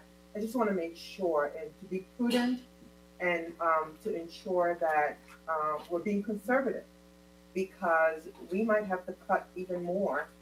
And so instead of just taking out and adding, let's just take out and then maintain for a while until we're actually ready to definitely make these decisions. So that's where I'm at. Well, unfortunately, I'm sorry, we have to make these decisions by next Tuesday. Yeah, I Because if understand we that. don't, then we won't be able to get If you're gonna contracts. go with the AP positions, sooner the better. We gotta post them and get people. Yeah. And how much is our contingency? 2, 3 million? So it's 3 million, yeah, we typically have 500,000 every year in funded contingency, and we're adding the 3 million because of the revenue Right, so, uncertainty. so we do have a contingency exactly for those reasons, and I'm afraid we're gonna need it. Okay. Which is why I'm looking elsewhere to try to come Keep up with looking, this keep plan. looking. You're doing good. Madam Chair? Yes. So are we at some point going to look at stipends? But Yeah. do I- And I wanna- how are we I doing wanna on answer the foreign time? language Because question. I have 7:30. to. 8 o'clock is my cutoff. All right, so are we in general agreement? We can Yes. fund one Oh, I should AP? say. with Seems like that. it. I would say what, 100,000 plus some from the 30,000 extra we have? I would say we have the 132, I would, as I said, have preferred it to be an AP, but I am saying to Dr. Kuzar, I'm open to a support, and I call it support position. I'm not sure what that is, whether it be a social worker, what is needed in our, I would really like to go our top 4, but I think we have to do the 2. What is needed? Does that make? Yeah, I would not lose sleep with 2 APs, just for the purpose. I may lose sleep as this conversation goes on if I find out how we're paying for it, okay? Right We're just now, down to 1. the one you're paying for, I feel really good about, okay, the way you were doing it. So Thank you. if we could do it this way, then, we can He's post not it, voting. we can post it next Wednesday. Hey, listen, I was willing to give up Jay's position, right? Yeah. You guys shut that down in 2 seconds. All right, Okay, the only other areas that, we talked about, the position freeze was brought up regarding communications. Trying to just make sure I've hit all the ones that we raised. Is there, any discussion or any insight, Communication, yes. So we had two openings. Tuesday night, you're gonna appoint 2 people left pretty much in 2 days, okay? So we've been operating with 2 in an office that had 4. Just a reminder, a couple of years ago, you really only had 2, grew to 3, grew to 4. So I believe Sandra Osborne has done an exceptional job, and I would also agree to never communicate enough, okay? So we have been down. We just got the FBI check back from this person, and it came back, completely clean. So you don't know about him yet, but we'll have him in front of you on Tuesday. Again, What's his position? oh, he communication manager. They got all these different titles. Okay. So he'll take over Cherie's position. He'll take over, which one you said? Sharice. Sharice, yeah, Okay. he's gonna fill into Sharice. Okay. And Sandra will fill into Cherie, but we'll still be down 1. Okay, so that's with 120. So what you're telling me is you've been down 2 during this period of time when I've sort of perceived that maybe communication has not been Yeah. as strong. And what you're saying is you think adding 1 will get us, Will get us much better than we were, Right. and it'll get us to really where we have been in the past. okay. and somewhat in the same vein as we were just talking about that head of security coming in, I do believe giving a newly appointed person coming in, for them to bring to you too what their need may particularly be, because we have it as a freeze, we have mid-year, if they come in and say, my challenging area is whatever it may be, I do think allowing people to build their teams is important, but I am with, I do agree with Dr. Chase. I'm glad to hear that we're gonna have something, to approve, that at this time I'm willing to do that, but also leave it the open door of this individual may come in with a recommendation And he's gonna work under Sandra, just so you know, in the order. So Sandra, Sandra's the new Cherie. Yeah, Sandra is one That's year what I was into it, confused about. but you are right, it gives fresh eyes to the whole, communication, which I do want to get to the foreign language, I think this is, Oh, good, that was next. oh, good, okay. So I did bring to the FAB a week ago, so whenever we met, 4 positions, reduced 4. And this is an example where data made me change 4 back to 8. So we just finished on Sunday, a middle school, elective sign up. And the middle school folks came back to me on Monday and said, "I just want you to know that," so we have 36 electives that kids could sign up for, which is, sounds impressive to me. I don't know what number really we should have. Anyway, band was number 1, which is not surprising, and foreign language was number 2. Okay, and I'm talking 7th grade, and 7th grade, which we don't offer it now, and 6th grade, which we don't offer it now. And then I think I shared with some of you, or at least I was planning to share with you, that I did a little research, not a lot. I just went to Spotsylvania and Prince William and said, what is your middle school foreign language? And if you look at the goals and objectives, we can't only be competitive for salaries, we have to be competitive for our student learning. That's actually one of the goals that we have in there. So where Lori works, Thornburg Middle School, they have 4 foreign language offerings. They have 2 that every school has, and 2 others. And 6th grade gets exploratory, 7th grade get foreign language, part 1 and part 2, so you graduate with a high school credit. We only offer foreign language 8th grade. So why the 4 became 8 is because for every school to meet the request by the students/parents, it would really need more than a 0.5. It would mean a 1.0 at each school.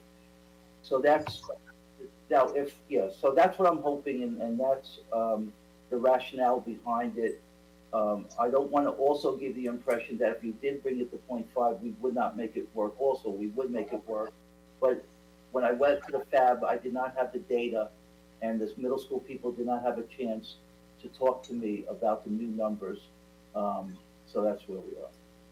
Were there any electives and then therefore maybe position, or I don't know, that were not selected to go forward of the 36 offerings? Yeah, so the answer is yes, because, but those teachers teach other elective courses already. So, but I will tell you, just to add to this, and I'll send this to all of you, the new fine arts electives were really well received. Okay, so there's 4 fine art positions that have always been in the budget, and the 8, but again, first or second choice, the new fine arts, well, I already told you band was number 1, but that's not surprising for Stafford. Are those fine arts all for middle school, or are they to meet other needs? Which one? The fine The arts? 4 that are listed on. That's the all page. middle school. But I'm glad to see those positions in middle school. Me too. Needed, so I just wanted to make sure I that's just where wanted they to were. understand where they Yeah, came from. yeah, and that's how it got to them. And well, just so you know, because you all, although you are school board for Stafford County Public Schools, you represent all the schools. I thought you may have an interest to know how your schools landed, and each one of your schools is high demand.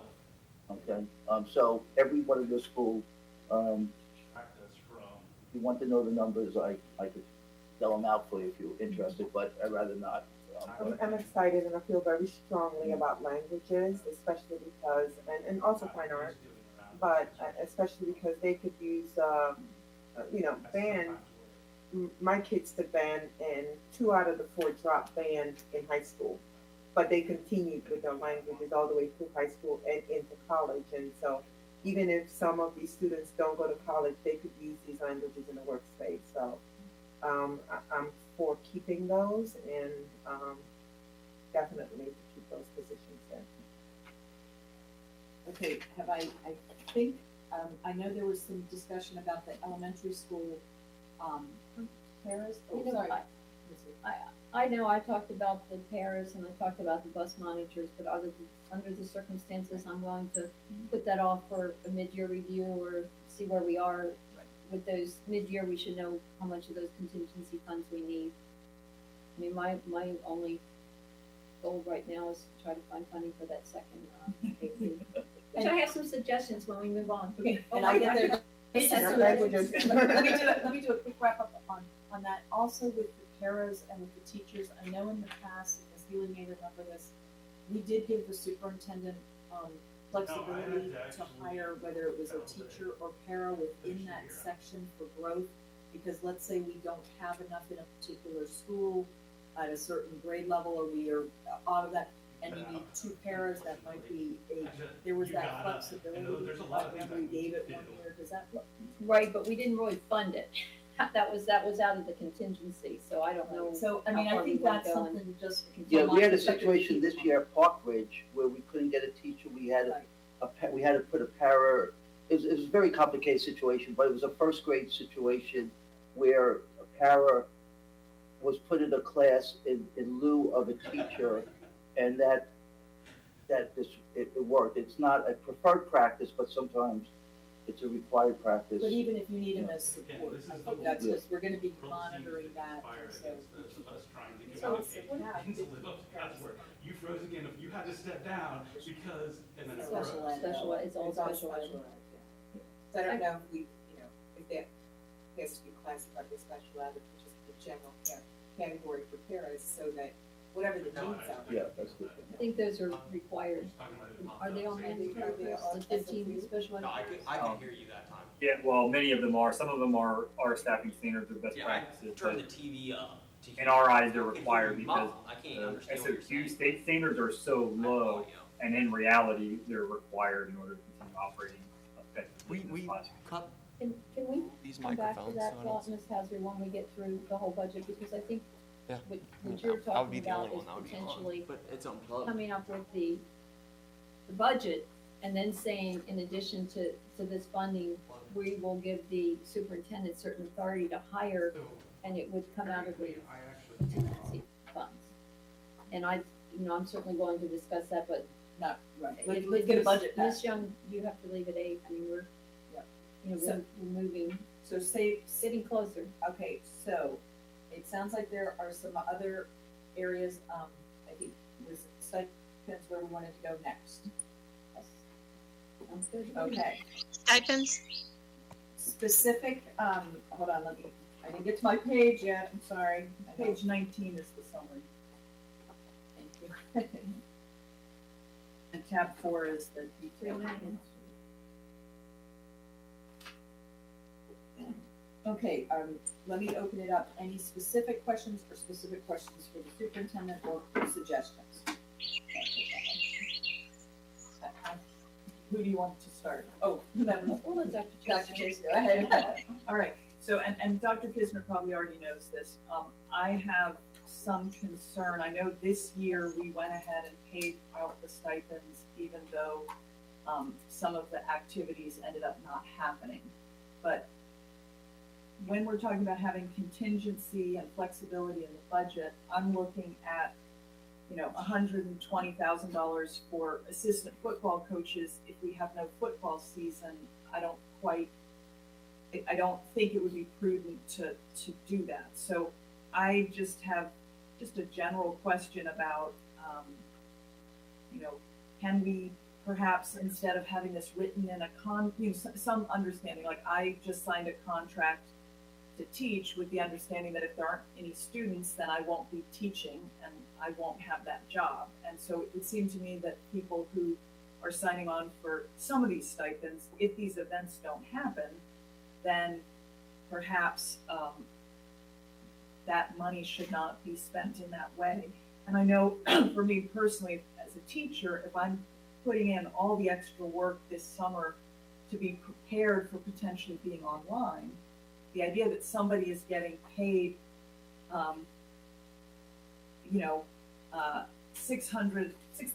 $6,800 or $5,000 or $2,500 to do so, and then they don't even do it.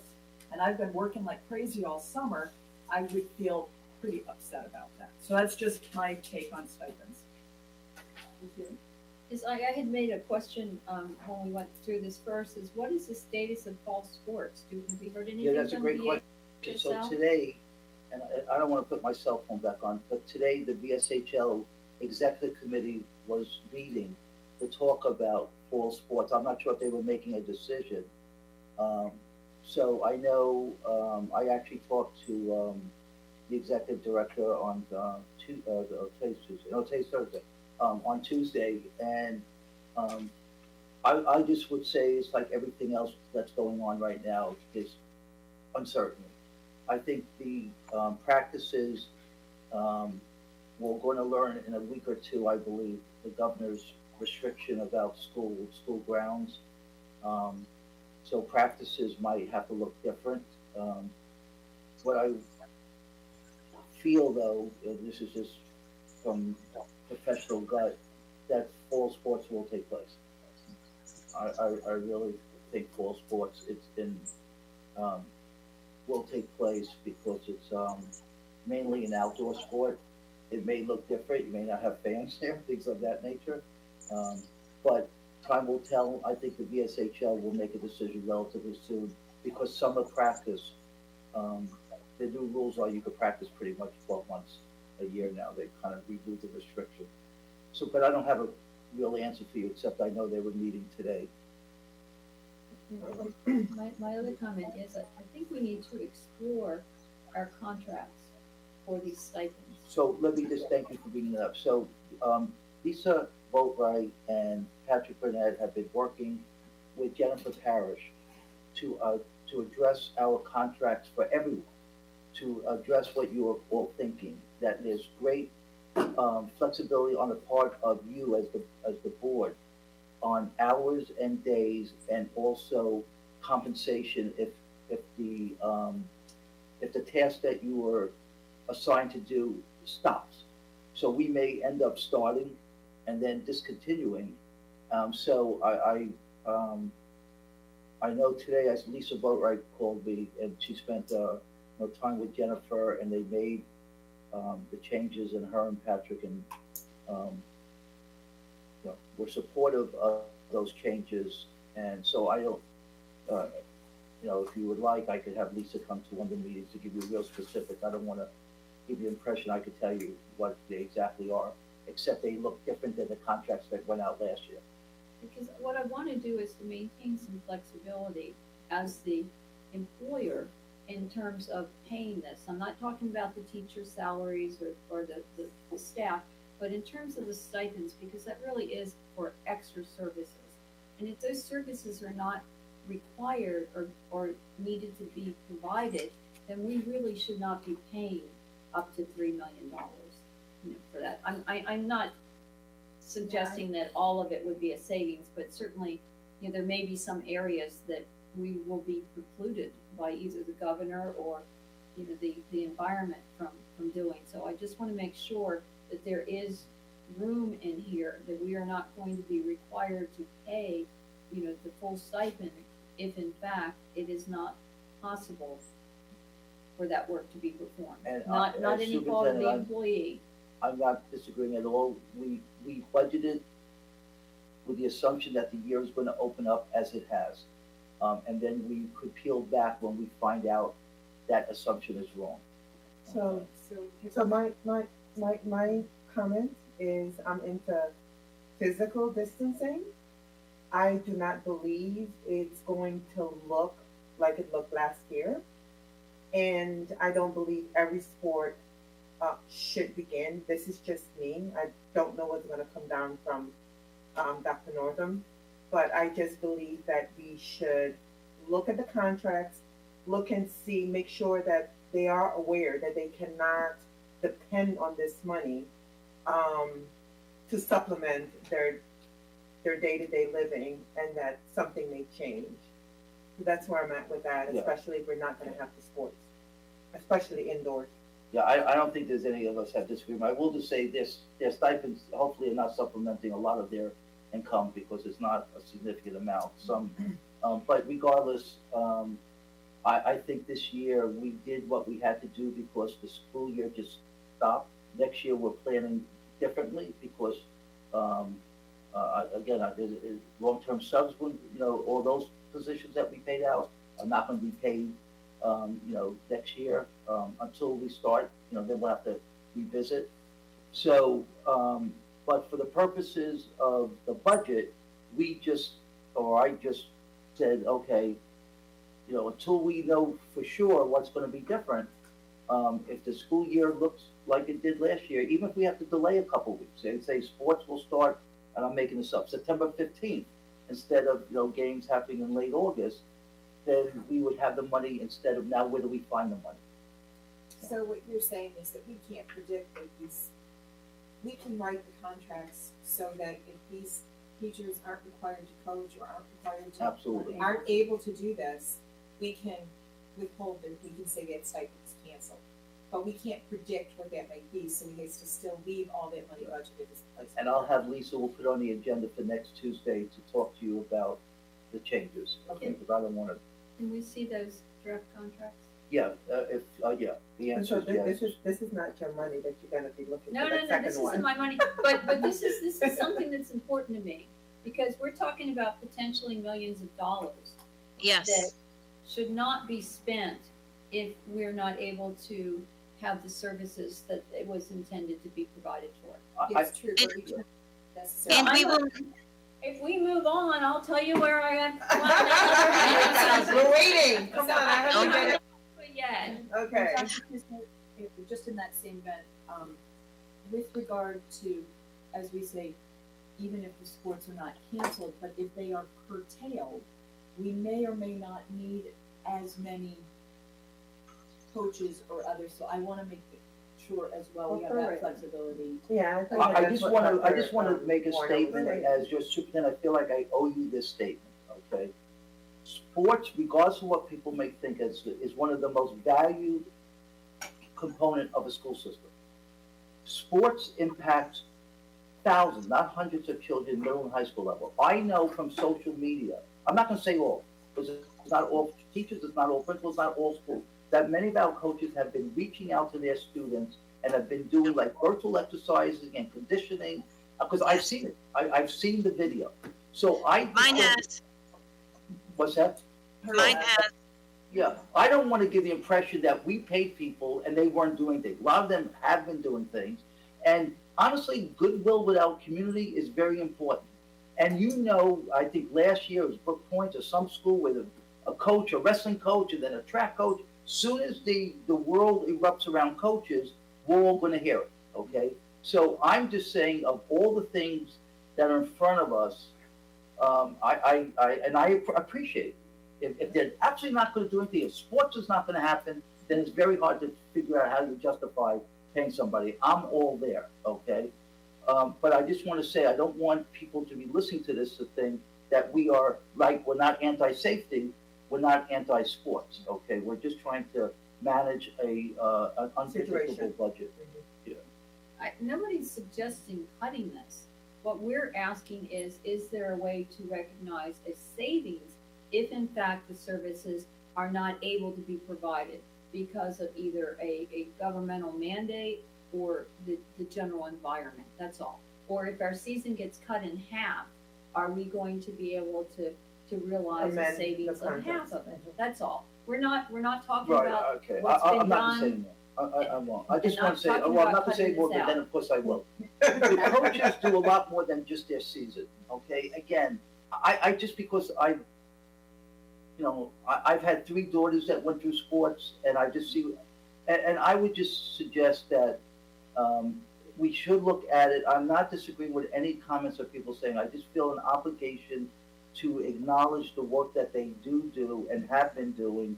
And I just know some of you have been with me. Holly went to the North Stafford High School games with me recently. If you want to find where our people are, okay, they're at the sporting events. If you want to get parents upset and kids disappointed, and it's not just the football, it's the sports that we never even hear about, okay, that people are engaged with. And I'm not, and I know you're not, no one is saying we're cutting sports, but it just appears that every time it appears when school systems have these conversations, sports and coaches become the first conversation. and I'm done. Okay, let's just move on to the budget. We're not cutting this there. Can I ask a question though? When will we have, or what was the VHSL ruling today? And when will we have a more concrete VHSL ruling? Well, the VHSL, I think they're gonna be in a holding pattern like us until the governor makes a decision. I know from talking to Billy Hahn, who's their executive director just on Tuesday, they very much are looking at a way to make sure the sports, the season continues. It just may have to be delayed or adjusted like all of us, just like the NBA and everybody else is doing. You know, everybody, I still have baseball tickets in April that I can't get refunds back because they haven't officially canceled those games. That's crazy. Okay, let's, I'm gonna start with Ms. Healy on some of her suggestions, is that all right? And then we're gonna still go around the Okay. table. I'm looking on page 13, the options, proposed options, and I have a question about the decrease in the salary lapse, Chris. Yes, ma'am. How much did you propose originally? So last year we had $2.5 million as our budgeted salary lapse. Okay. And this How year I much was did originally lapse from proposing to increase that to 2.75. But with the fast decline that we've seen over the last months and resignations and retirements, we're not trending as high as we have in the past, which raised concerns over hitting that number in the current year. This current year, actually before we were closing down, we were cutting it very close on salaries, closer than I'm usually comfortable with. So between that, knowing what we've been trending and having a better success rate at filling positions during the year, better success rate at getting long-term subs versus daily subs, or just different ways in filling those positions, and looking at unique ways like Dr. Kisner already looked at. We were not hitting maybe that number.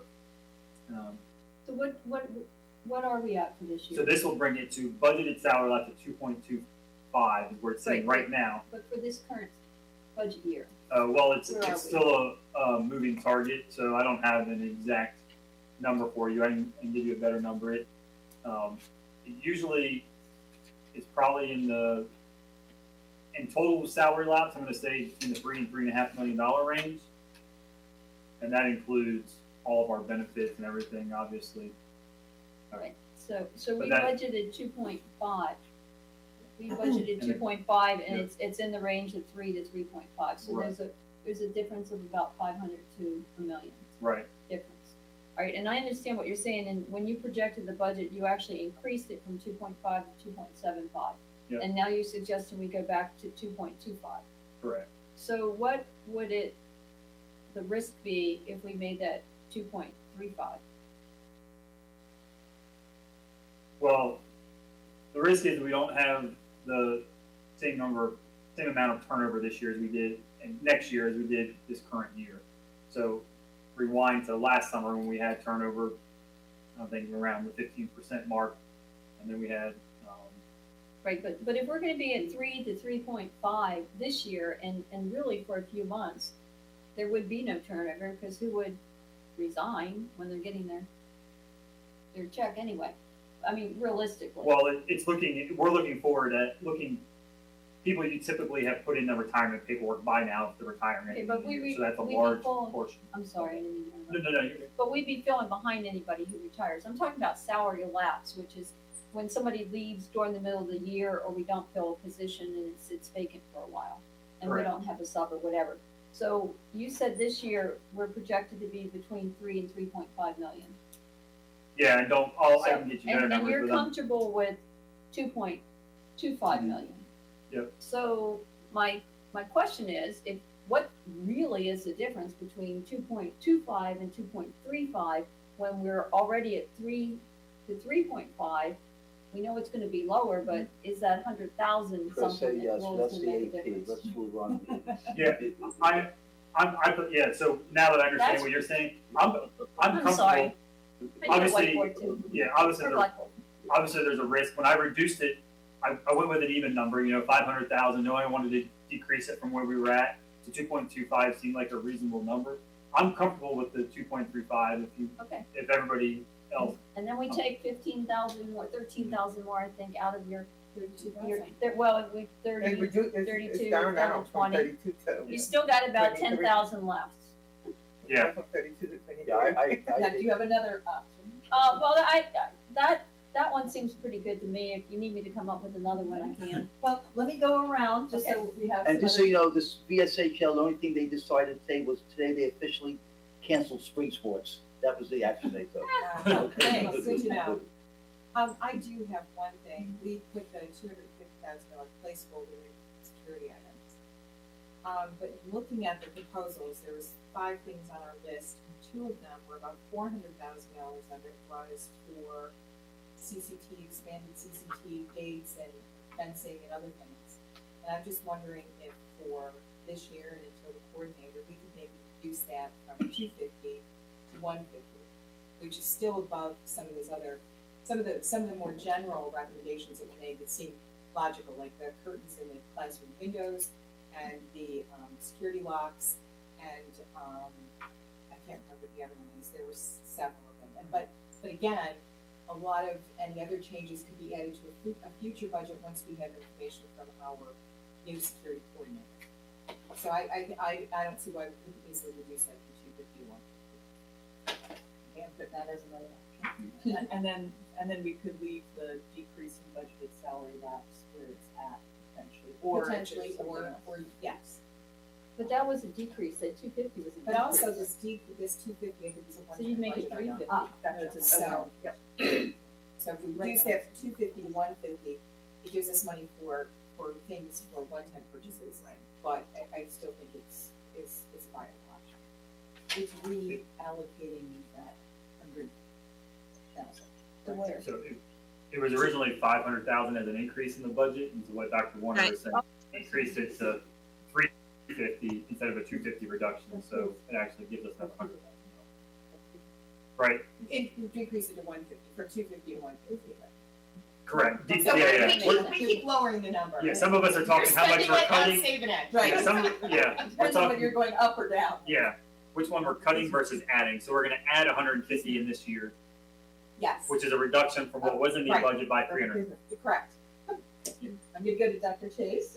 Perfect. Suggestion. And this was a general question about the budget that, I haven't heard anything about. Did we increase funding for substitutes, given that we may have many teachers out for, health reasons? So I just didn't know whether that was addressed in the budget at all. It has not been addressed as far as substitutes. Because we want teachers, if they're sick, to not come to work.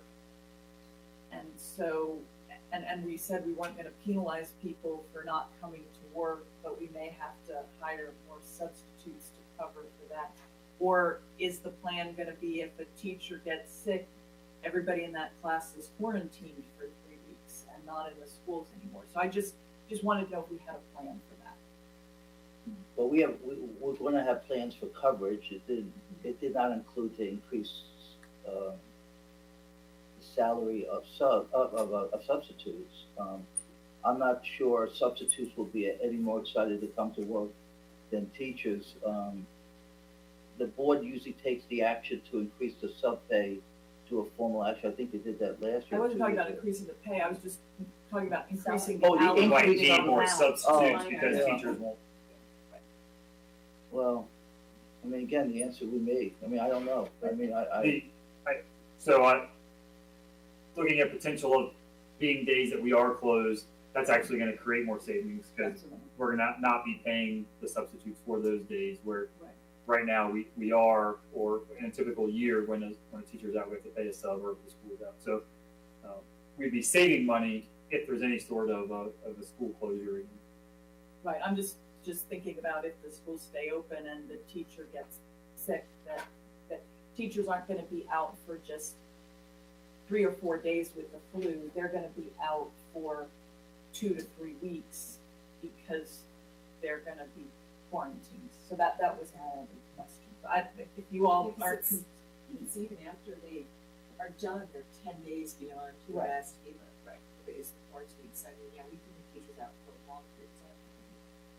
Listen, I have no problem coming back to the board in a few months and say, listen, what I thought back in April, whatever, May, whatever today's day is, I need to ask that we adjust some things. I just feel like right now, that some of the salaries that we paid for this year, that we already discussed, some of the stipends, some of the long-term subs, some subs, they're not gonna be factored in next year. So, I it was just a. no, short it's question good. for This me is, to we have ask. all these, It's a question. looking at these issues.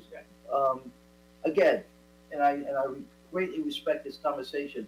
I just felt, I had a $12 million hole to present you guys and looking at our, with an increase, even though we cut 140 kids, we're still expecting to increase, over 500. 190. 190? 190. Yeah, so we still, increasing by 500 students, if our numbers are correct. Now, couldn't we use CARES Act money for that?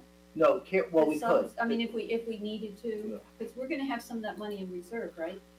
Well, the CARES Act money, let me just address that, where we're thinking right now, the 3 areas to spend it on. One is, again, don't close summer learning, extended year learning, because it's over. We can start it now, which we're gonna start it in June, so it's not one fiscal year, and it carries over to September of 22. And I think I already shared with you how little we received compared to everybody else.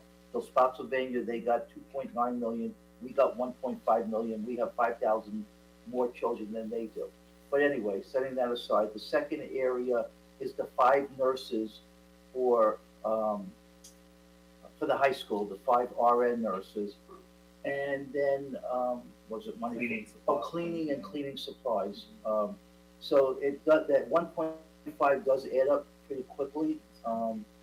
The extended learning, will probably be is the bulk of it, because not only are we extending our summer learning program, but we're gonna do, as somebody already talked about, Irene mentioned, we're gonna have to have evening classes and maybe some weekend classes. And we absolutely, if we're able to, I don't think we're going to. I already, in my Friday letter, I'm gonna let everyone know that our summer learning is only gonna be virtual. It's unrealistic to think July. If we're able to have school open up, it would be for a very targeted group. We talked today about maybe children with disabilities, we could get into a classroom, work some OT, PT, give some support to the child, actually give some respite to a parent. It would be very, very specific. But where I was gonna go with this, whatever Get we, head start. but whatever we will do is we have to provide transportation. So if we have a Saturday program and an evening program, we can't do it based on whose parents could pick up a child, which is gonna be another, additional cost. So we do have CARES Act, and I'm hoping, we're all hoping that there'll be more CARES Act money, and another stimulus.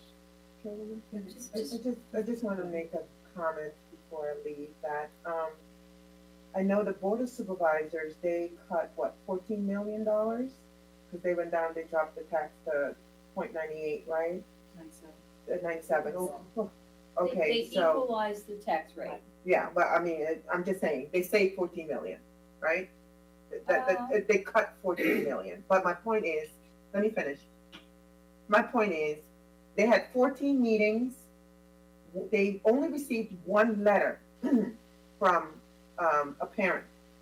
When we do all these cuttings, I know we're gonna expect emails and letters and why this is cut or not. I mean, we have to cut because, we don't have enough money. And I'm saying also that if they went conservative, if they have to cut even more, they will have to amend. And so we need to take a look at that also. We need to keep that in mind.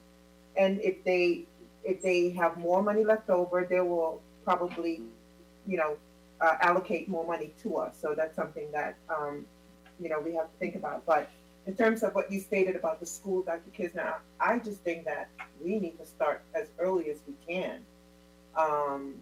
Because we missed a lot of days, but the fact that you're saying that you're not going to have face-to-face summer learning for some of the underserved or disabled kids, I'm wondering, should we not then start earlier than later? Well, we're starting the summer learning June 8th for 3 weeks, and then we're doing the week after 4th of July for 3 weeks.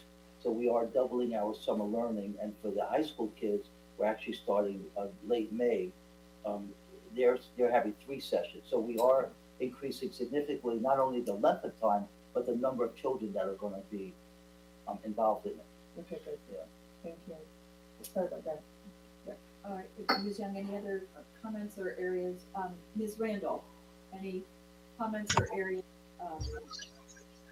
of potential, I don't know, cut, but, or savings that, anyway, that's where we are. No, ma'am.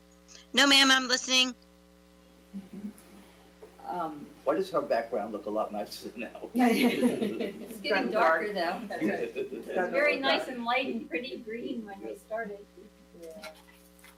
I would like to, are there any other roundup comments? I guess I would like to just say thank you all so much, because doing the budget this way is tough. I appreciate you all coming here. For me, this was much easier to see it, to see you all. It's helpful to me. I actually would support, the, salary, the 100 there, and also the one for the security, reduction, for both of those, because I think those are ones we can live with. I believe then it would also maybe give us at, would take us to our top maybe 3 schools, because, which I believe would be Conway, Moncure, Conway, and then it's Kate Waller Barrett is the next highest, that's at 102%, and the highest actually has the second highest free and reduced. That I think if we could. How is Whitewater? How is Whitewater? Are they Well, let me give you the real schools. If we're gonna use the criteria, there's 2 ways to look at this. If you wanna use the percentage, that's fine. Or do we wanna use, at one time you guys were saying 800 or 900, so I split the difference at 850. Yeah. And because, a school could have a lot less children and still be over their percentage based on how the school is designed. Yeah, that's. So it's up to you guys. I mean, whatever form you wanna use, but I did have, at one time, I did present to you this 4 schools I've got right now. But you are right that Moncure is definitely one of them. I can tell you that. So what about Drew? And I felt like Conway was another one, but I don't remember the third one. Well, I do like the idea of using the percentage that Kaz pointed out, but I also like the idea of having some flexibility and asking the principals, what do you need?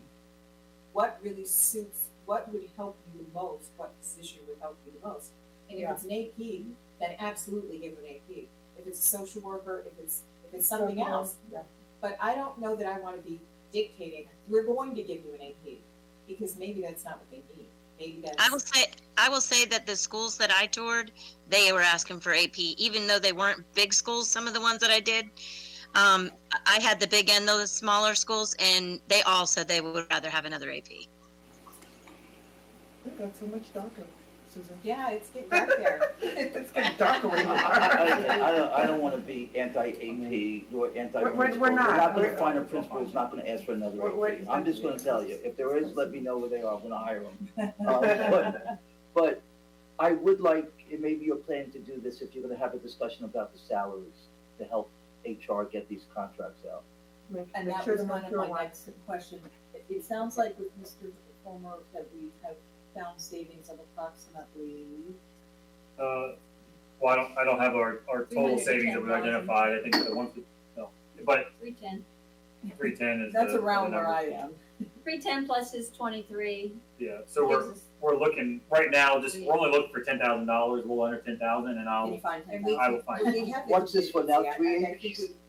And I think to me, All right, guys, this is good. I think it's a support position, AP or otherwise, that is needed at those schools, because I do think, and potentially if one of the schools picks something that's less, you may go to the next tier, but I really believe those supports. I will to delegate get this us to Carrie started. Neely to talk, but I just, for the purposes, I just wanna see if we're all comfortable to use Title I schools first with 850 and higher as our formula. I don't wanna go to 17 elementary principals and have this Yeah. conversation. No, I I- think We have it's to have 4, a I think it's probably then 4 schools that would be that. Okay. I think Chris and I, if the board, you guys are good, this is like a freaking auction, I should sell things here. If we go from 0 to 4, if you. Three. I heard 3. I didn't hear four. Yeah, I heard 3 also. Oh, okay, I my heard thought four. Ms. Healy, Mr. Hazard just said four. Well, I was Well, just saying she said 4 they were meet the qualified. criteria. Oh, 4 meet the 50. criteria. Unless you uh, wanna sit here another hour. No, no. hour, No, no, no, let's no, let no, it I go. please, 100,000. I please, don't per- believe we're gonna vote on this part of the budget tonight. However, there is some thought about, can we vote in a special call meeting concerning the, hold on, I made my notes. Sit down for a Salary second. scale. The salary, adopting the salary scale and the service, scale service enhancement piece. Is there, because if so, can we give Dr. Kisner and Mr. Fulmer some guidance? Do you all understand Can I- a couple areas? Oh, I sorry. didn't finish on the last one. Oh, I'm sorry. I'll try to be quick. I have some concern about saying, what do you want in your school? Not because the principals don't know what they, would want the most, but the whole intent of this on my part is to fund an AP position, which we have been talking about for years. It's needed, in schools with certain population numbers, just by the numbers. I'm willing to go with the title because I think there's even more of a need in those schools. But I'm not comfortable saying, pick what you want, if you want a social worker, if you want a counselor, because we're already increasing the counselors in the schools. We're adding another social worker. It might be for Phoenix, but that means somebody else isn't gonna have to spend time there. So if I'm going forward with this, I want it to be an AP, and I want an evaluation to be done as to how did that position work and what do we learn from it, and is there any change we want to make next time? I feel that there is that definite need there, particularly because the APs now are almost full-time in special ed, because Yeah, that's they are. necessary. So That's they true. can't give that support to the principal. And But let's if go- we do this, I want to go with an AP. And if we can save 300 and take your 20, and I think we saved 10 more somewhere else. We should do base um, sale. then We can have do the it. 3, we have the 3. Yeah, if we want to do That sounds 3, great. and I would say, just so this is not an auction, we go with the 3 highest per student population numbers, percentage-wise in the title schools. Okay. No, because we If- stay if here that- one more if hour, that she'll is find the acceptable. 4th one, so let's No, wrap but this I up. want to go to the question that Ms. Hazard Ms. Hazard, you have a is question that? going to ask next. Because this is All really right, going so to help. that's all compensate. I have to say. And I'm willing to support voting at a special call meeting on the salary scale for the teachers and the service employees based on the recommendations of the superintendent. All right, so let's close the work session. We are going to, now have the special called meeting that has been called for this evening on May 7th. I'm gonna ask each of you just to state your name into the, for those that are here. So I'm gonna start with Still Patricia Healy, Rock Hill District. Holly Hazard, Hartwood, Elizabeth Warren, Sarah Chase Falmouth, Pamela Young, Garrisonville, the greatest district ever. No, I'm just kidding. Go ahead, Ms. Randall. Susan Randall. All right, all of those are here. We have one item before us regarding the budget. Is there a motion? Madam Chairman, I move that we accept the superintendent's recommendations for the pay scale for the 2021 school year for teachers and for the service scale as shown in this proposed FY21 adopted teacher salary scale. Second. And, can I finish? Sorry. And for the proposed FY21 adopted service scale. Second. All right, it's been moved and seconded. Any discussion? Hearing none. All those in favor, please say aye. Aye. Aye. Thank you. Any opposed? Motion carries unanimously. That will be the only item. We will be bringing the budget portion based on the discussions we had tonight. You will see it on Tuesday night. Good night. Meeting Good is adjourned. night. Thank you all I very really much. enjoyed this meeting. I did. I have to tell you. It was nice to see I you. don't know why. I